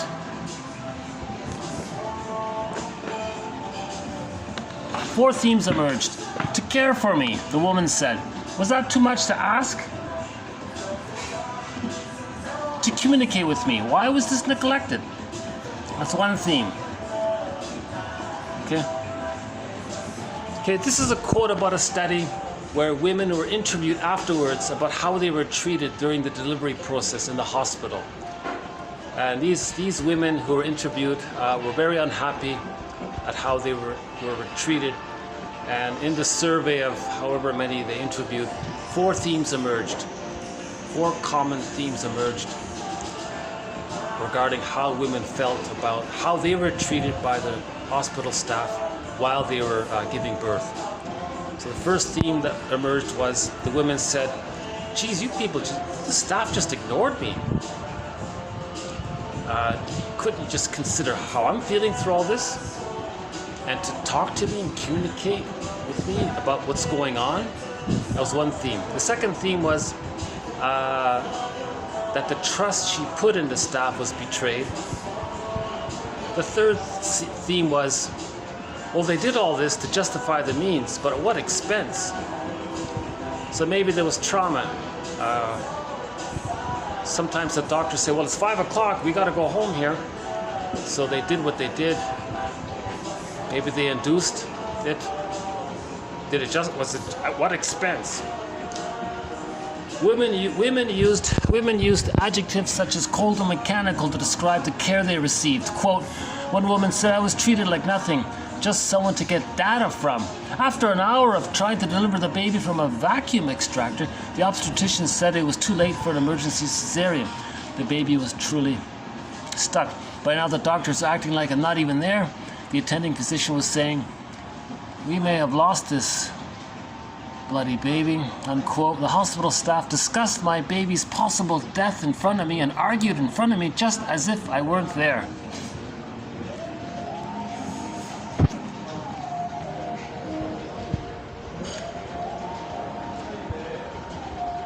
Maybe women can relate to some of this, so maybe this would be the TQ 2141 for them.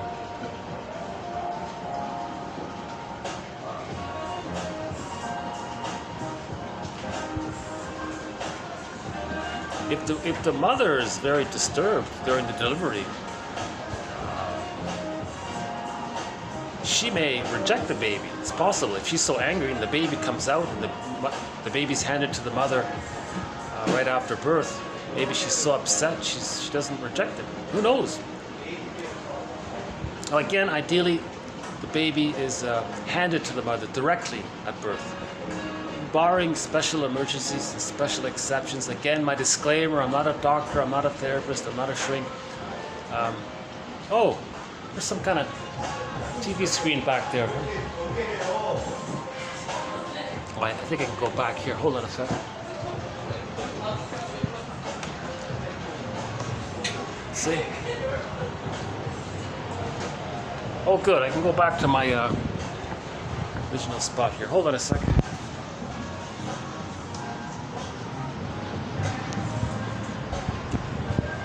Oh yeah, I feel much better at this location.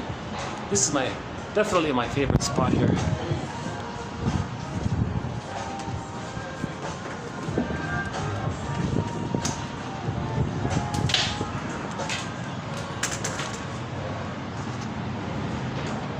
Okay, good. So we can finish this video here in this nice little spot here. Again, when the baby's born, he has an innate expectation to start nursing right away often. It's a huge betrayal if the baby's removed from the mother at birth. The baby's expecting, where's mother? You break the bond. Why is the bond being broken between the baby and the mother? I was developing for 9 months in the womb. Why suddenly shock it like that? That could lead to a birth trauma. So it's a very sensitive time when the baby comes out. The baby has to be handed to the mother right away. If the baby is removed, then all of those hormones that the mother produced at the moment of birth, all of those hormones, the oxytocin and etc., that's meant to help the mother bond to the baby and for the baby to bond to the mother. So that's why it's a time-sensitive thing, says Russell and Kennel. John Kennel, Marshall, somebody.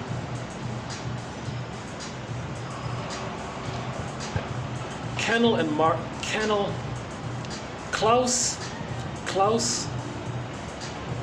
Klaus, and John Kennel. Marshall, Klaus, and John Kennel wrote a very good book about this. Check out their work. Their point is it's a very time-sensitive issue at the moment of birth. The mother produced all of these hormones to help the baby bond to the mother. But equally important is to help the mother to get in sync, in rhythm, in tune. They call it, their jargon is entrainment, like I don't know, to be on the track, with the baby. To be entrained, to be in sync, in tune, in harmony, in sync with the baby, with the baby's rhythms. It helps, in other words, the hormones, they said, help the mother herself to be able to understand the baby's signals. If the baby's removed, the hormones dissipate, the baby's returned back, the mother says, what's this? I don't know how to connect to this. The mother unconsciously rejects the baby. The baby felt rejected. There's the birth trauma. One variation of birth trauma. If the baby's returned too late, forget about the weighing and keep all of the smells, keep it, it's okay if it's messy, keep the cord, keep the placenta, keep it all there. The baby's just directly given to the mother's bosom, and the baby instinctively will start nursing right away.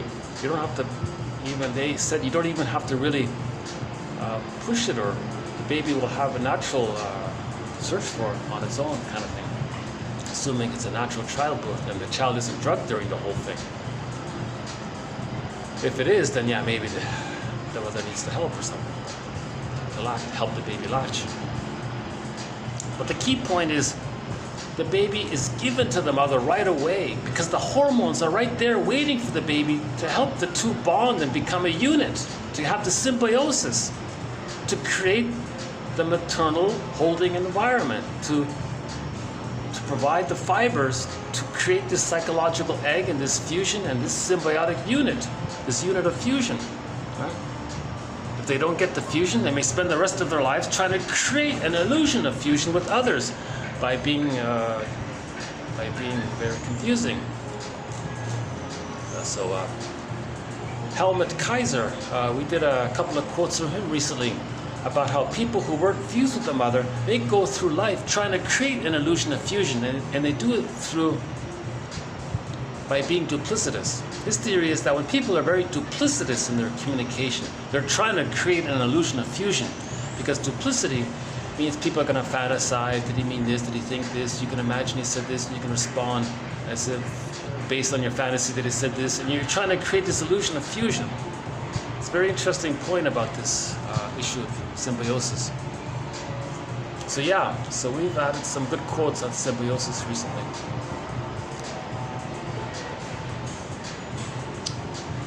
So that's a developing thread, this one here, about the importance of what goes on at birth.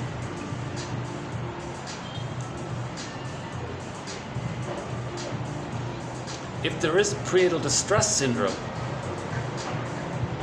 and it doesn't get healed, and it's not healed, one theory is that that's what Dis is, Mr. Dis, in Dante's comedy. So the baby's first object is the cord, the three veins, and they got the placenta there. Imagine that as a monster. So in Dante's comedy, there's a character there with the Loch Ness monster with three long necks. That's the three veins, and at the same time, it's condensation. It's within the cord. So you got the umbilical cord, but there are three veins in it. You can imagine making a monster out of that, and you got the placenta as the body of it or something. So that Mr. Dis character in the Divine's comedy, that's to acknowledge prenatal distress syndrome. The baby was traumatized in the womb. So if a person wants to get in touch with that, they may find some uncanny recognition, validation about prenatal distress syndrome. It's just one theory about that one. Okay, let's move on. Okay, emotional eating. A form of disassociatively based reenactment. Reenactment. If food is love for the baby, right? The baby associates food with mother. The baby with the mother is in this dreamy state, but he's traumatized. So he emotionally eats. Roger Gould calls it a food trance. You're reenacting a sort of a disassociative dimension to the trauma. So emotional eating and this disassociative food trance-like situation where you're in the, oh wow, this is delicious, oh I feel great eating this or something. But you're not eating for physical reasons. You're just eating to unconsciously be reminded of some association with a connection to the mother. Right? There's one theory about that. A huge topic, a huge thread. Just wanted to add one there. This next quote here is by somebody who quoted Edmund Burglar, but I don't know who this person is. But I thought it does make reference to Edmund Burglar's work. I don't know if Burglar would agree with him, but this unknown author does seem to be accurately quoting some of Edmund Burglar's ideas. So let's just do it here. The next one. Okay, Edmund Burglar's quote, positive magic gesture of, quote, look, bad mother, this is how I wanted to be treated. So we talk a little about negative magic gesture.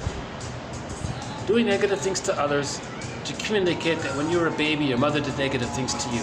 Sometimes there's positive magic gesture, doing very nice, generous things to others to communicate to the mother in the mind, look, mother in the mind, see all this kindness and love and generosity I'm giving to others? Well, that's what I needed from you, mother, bad mother. Yeah.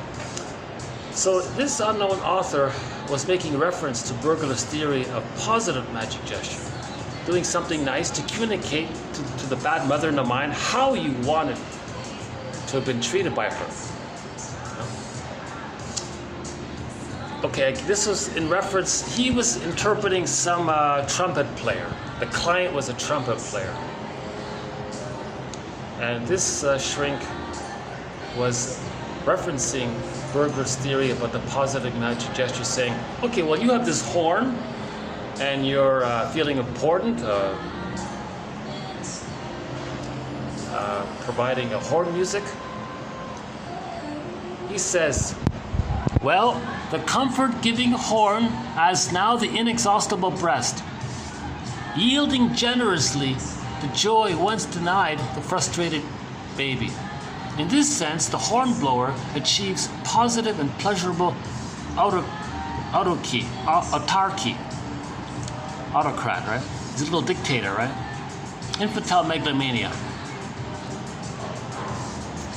So all babies have what's called infantile megalomania. If he's traumatized there, he grows up, he picks up a horn, the horn is a symbolic breast.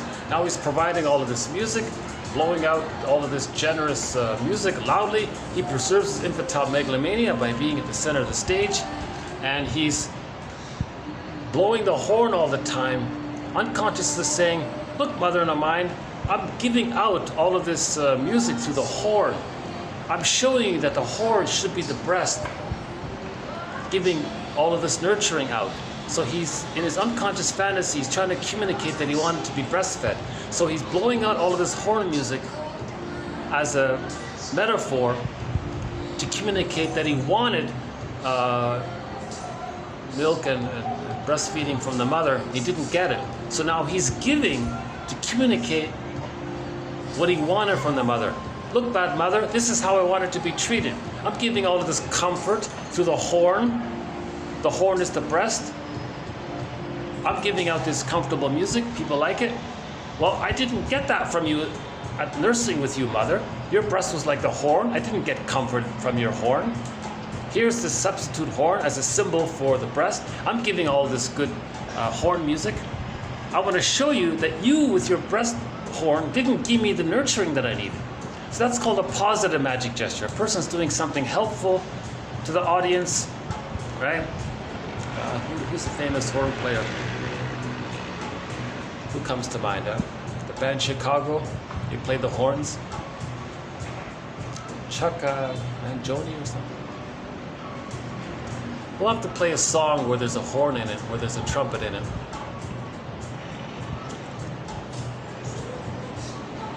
So I'll think about it. I'll look for a song where where somebody's playing a trumpet in it. Louis Armstrong, What a Wonderful World, maybe. Actually, today's song is going to be Gordon Lightfoot's Talking in Your Sleep because of the last video. I made reference in the last video to Gordon Lightfoot's song Talking in Your Sleep, and I said I would have played in the next video. So this is now the next video. So at the end, we're going to play Gordon Lightfoot's song Talking in Your Sleep. So it's an interesting theory, this one here.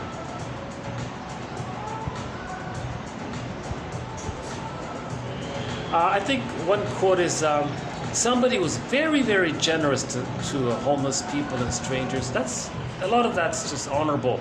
Sometimes somebody goes over the top and helps every disadvantaged person. And the interpretation was, look, mother in a mind, all of these disadvantaged people, well, I felt like them as a baby to you. Now I'm giving to them what you should have given to me. And I'm doing it again and again and again. And he was dysfunctional. He was way over the top, too generous, hurting himself, but he was compelled to communicate to his mother what he wanted from her. Look, mother in a mind, you see this generosity? I'm helping even completely unknown people to me, but they're disadvantaged. I want to help them. I'm trying to tell you what I needed from you, mother. It's called a positive magic gesture. So it's not so bad, but we don't have a threat on positive magic gesture. The more common phenomenon is the negative magic gesture. Okay, next one, speaking about music. This next one's on music. Okay, Greg Grodek, interesting character. Grodek is the guy that wrote that famous book from the 1930s called The Book of the It. All of the energy in the unconscious. We sometimes call it the id. He calls it the it. What does it want, right? So he has sort of a comedy book about the unconscious. Parts of it are okay. So this is from this author here. So again, this quote is sort of an honorable mention. Something that's interesting. I'm not sure if it's fully a TQ quote, but we'll see. Maybe for some people, maybe some people recognize it to be. So for some people, this one here by Grodek, maybe TQ 2149 for them. Okay, perhaps beat and rhythm are old acquaintances, inevitable habits of life, from the life in the womb onwards. Perhaps the unborn child is restricted to a small number of perceptions, and among these, the feeling of beat and rhythm takes first place. Okay, so the baby in the womb, the theory is, what is he experiencing? Well, the heartbeat, there's the beat, and there's rhythm based on sort of the relationship with the mother. Okay, so the child swings within the mother's body, now less, now more, according to the mother's movements. Her walking, so maybe there's a sort of a swing there, sort of a little rhythm there. And it depends on the steps she's taking. Maybe she's walking slowly, then maybe a little more quickly. And while this rhythmic activity is going on inside the swinging in the womb, while this rhythm is going on, without interruption, the heartbeat goes on inside the child. So a lot of this material was tongue-in-cheek. So he may have been sort of in that tongue-in-cheek mode here.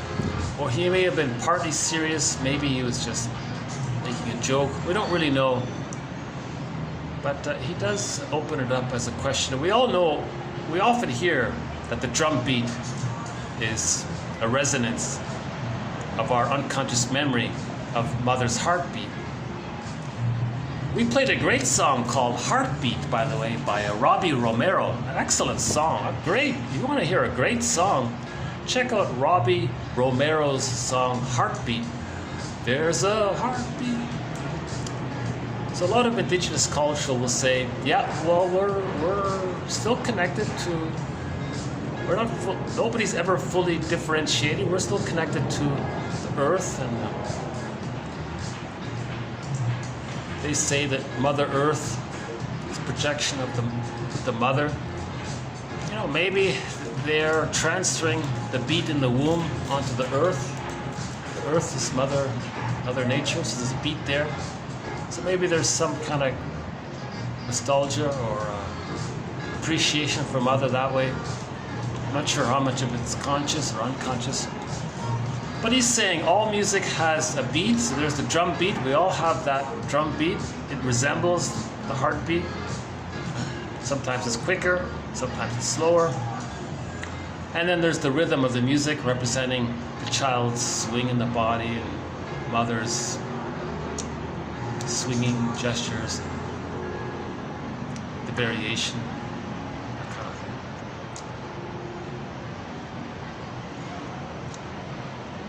thing. Okay, two more here. One from Grotstein, James Grotstein. He's the one that gives us the theory about BPD being a blending between the bully pattern and the narcissistic pattern where the person flips back and forth between the two, and that's why it's so chaotic. In order to represent ourselves and represent others, have self-representation, other representation, in order for differentiation, in order to represent, the self must be separated from the object.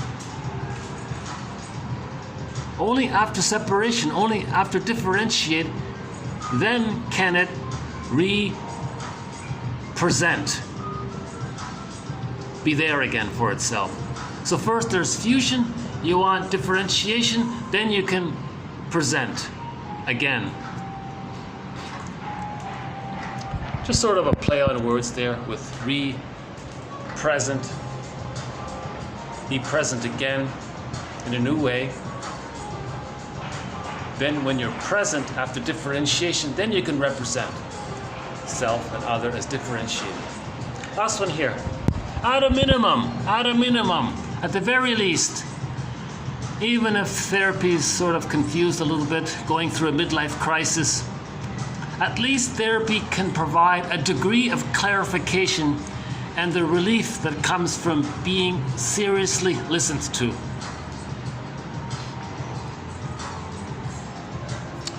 So that's a fairly positive note to end on. That one there.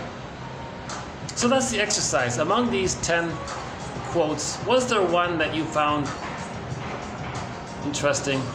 Then that's going to be TQ21 for you, dear listener, dear reader. So this last one here, 2149, is an experiment. I might try it again later. Otherwise, many of these quotes, there wouldn't be any commentary. So I'm trying to find some commentary for many of these honorable mention quotes. That's sort of the idea that I had.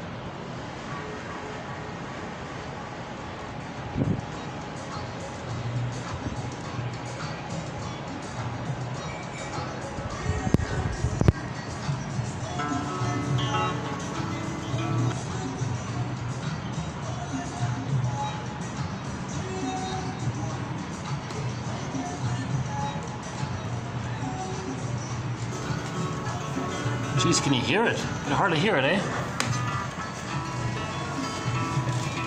I heard you talking in your sleep. Is there anything that I can do?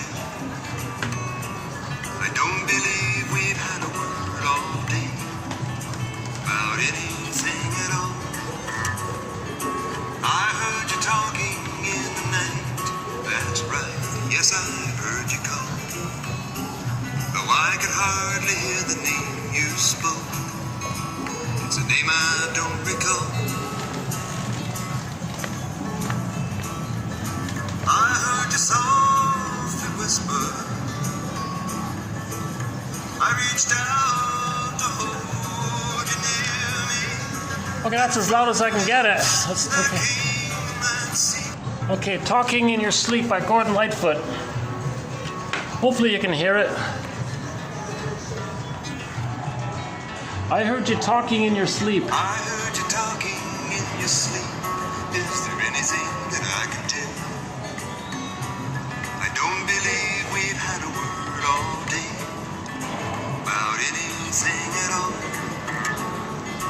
I heard you talking in the night. That's right, yes, I heard you call. Though I could hardly hear the name you spoke. It's a name I don't recall. I heard you softly whisper. I reached out to hold you near me. Then from your lips there came that secret I was not supposed to know. There's the secret he wasn't supposed to know. I heard you talking in your sleep. His wife still loves somebody else. That I can say. I don't believe we've had a word all day about anything at all.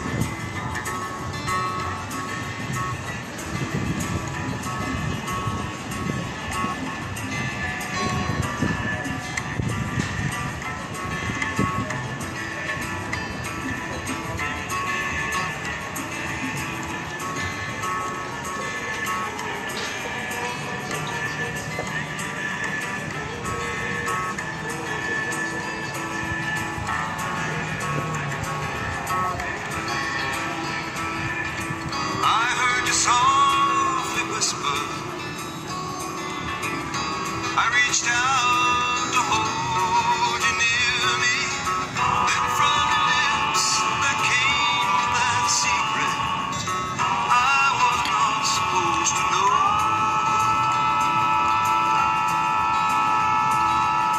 I heard you talking in your sleep. Is there anything that I can do? I don't believe we've had a word all day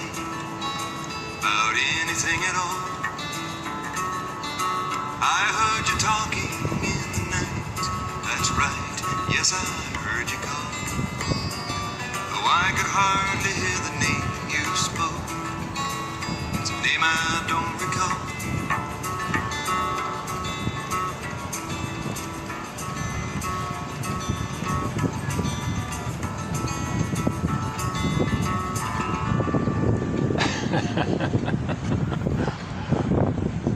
Yeah, that's an interesting song. So there's a little reference to the unconscious there. Because his wife was sleeping, and while she's sleeping, she's dreaming about her former boyfriend or something. And she's talking to him out loud while she's sleeping, and the husband can hear it all. What does he do? Huh? So that's sort of from the unconscious, right? While she's sleeping, having these dreams. One of the royal roads to the unconscious is dreams.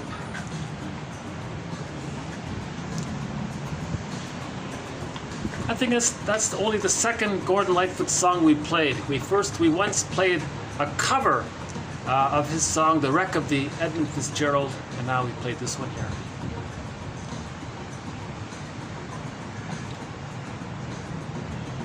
Yeah, that's an old song of his, 1971, I think.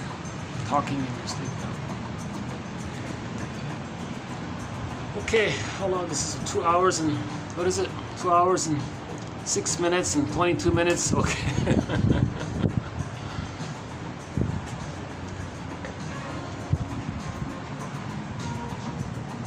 Yeah, I had a rough start with this video with all of the interruptions, but I think we smoothed it out a little bit as we went along. So,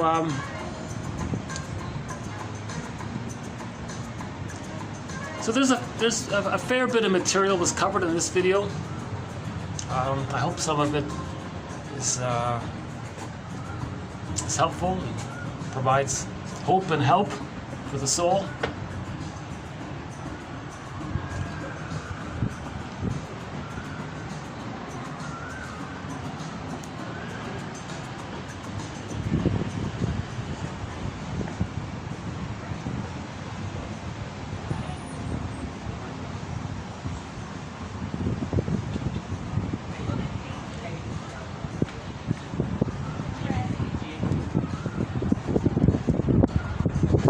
So in this video we talked a little bit about symbiosis. Let's see, hold on.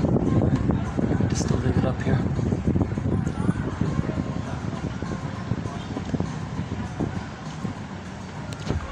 Okay, yeah. So we started off with a little bit about symbiosis. So we've added some excellent material to symbiosis. So I'm proud of that.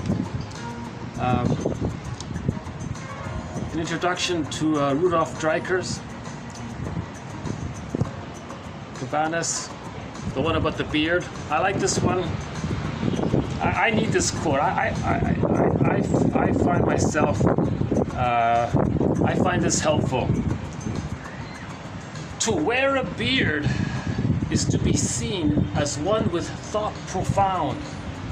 Wow, looks like Freud or something, right? But listen well for a spell before you are spellbound. Listen well for a spell. Listen first. Get to know the person before you're impressed by their appearance. Even a billy goat has a beard. What counts as personality, not appearance, would be in proverb. So I'm not sure why, I'm not sure what it is about the beard. Because a lot of times, person is hiding, using a teddy bear.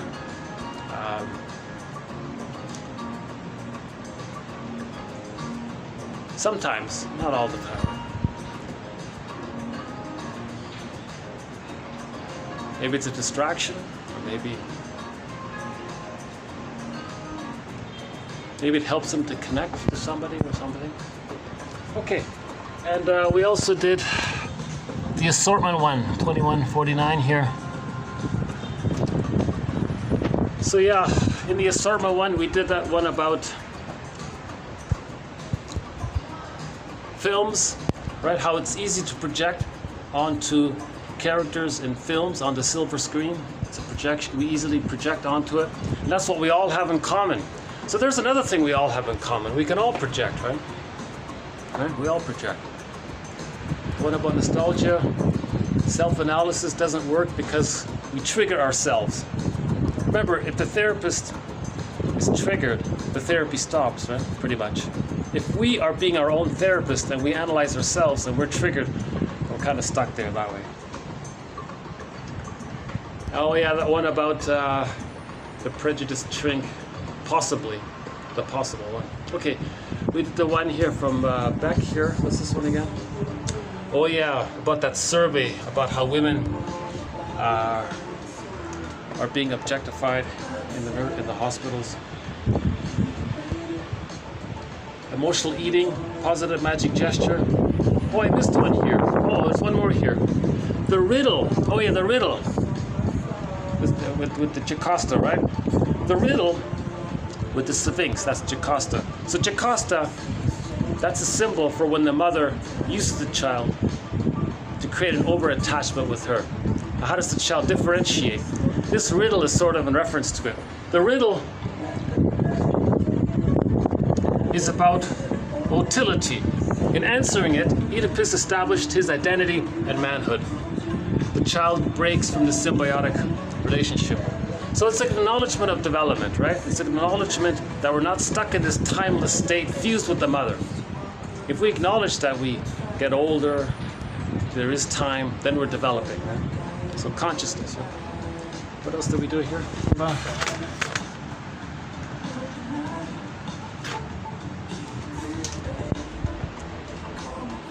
Oh, the music one about beat and rhythm.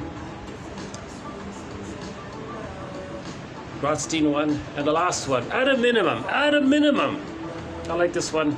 Therapy can at least provide a degree of clarification, some degree of clarification. I think Rudolf Dreikers offered that in that TV show. Therapy can provide a degree of clarification and the relief that comes from being seriously listened to. Maybe that child with the bully pattern in that Dreikers video, maybe he felt some relief by being understood and being taken seriously. The shrink didn't buy into the kid's manipulations and innuendos and things. That seems to be what was going on.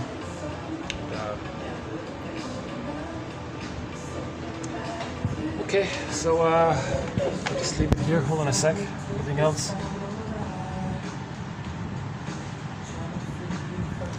Okay, so TQ40. So this has been TQ40, 2145 to TQ40, 2149. What's going on in my mind is I'm telling myself, Marcus, this is way too long.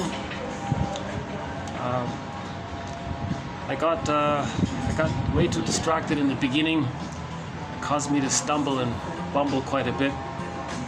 But the quotes are posted below. I just keep telling myself, no, Marcus, it's okay. You can post this video. People can click the see more link and they can read the quotes there. It's unlikely someone's going to want to watch me babble on for 2 hours, 13 minutes, 28 seconds. But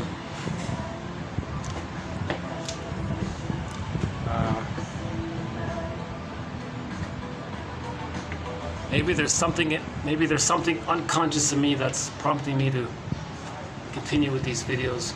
But it's something I still have to learn about. One last glimpse here. Let's see.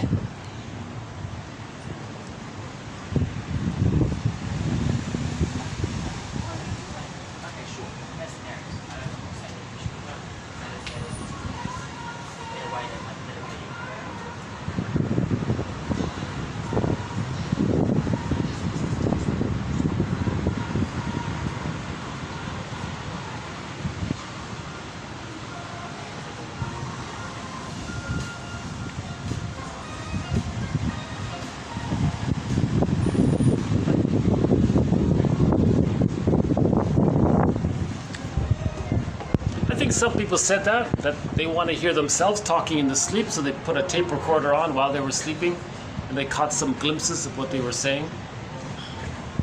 So again, with dream interpretation, if you wake up in the morning, TTAQ, give the dream that you just had when you woke up, give it a title. Identify the theme of the dream. A for affect, what was the main emotion? And Q,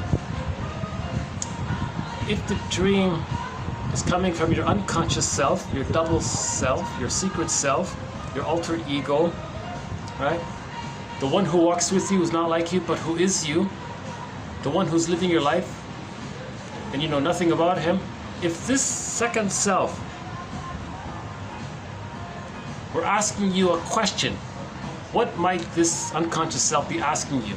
So TTAQ, title, theme, affect, question. When you wake up in the morning, I found that helpful regarding that TTAQ comes from a self-help book about dream interpretation. I found it to be a good one.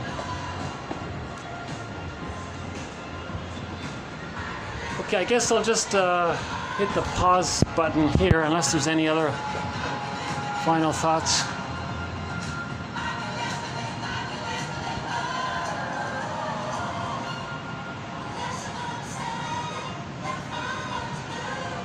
So the construction work, the 1001 Windows of the Mind continues. We're building new quotes. We're adding new layers. We got some decorating to do, of course. We've got companion animals that are helping us.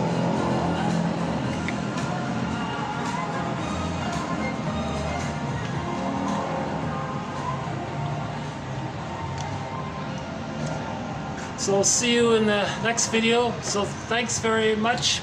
I hope some of this has been helpful. Bye for now.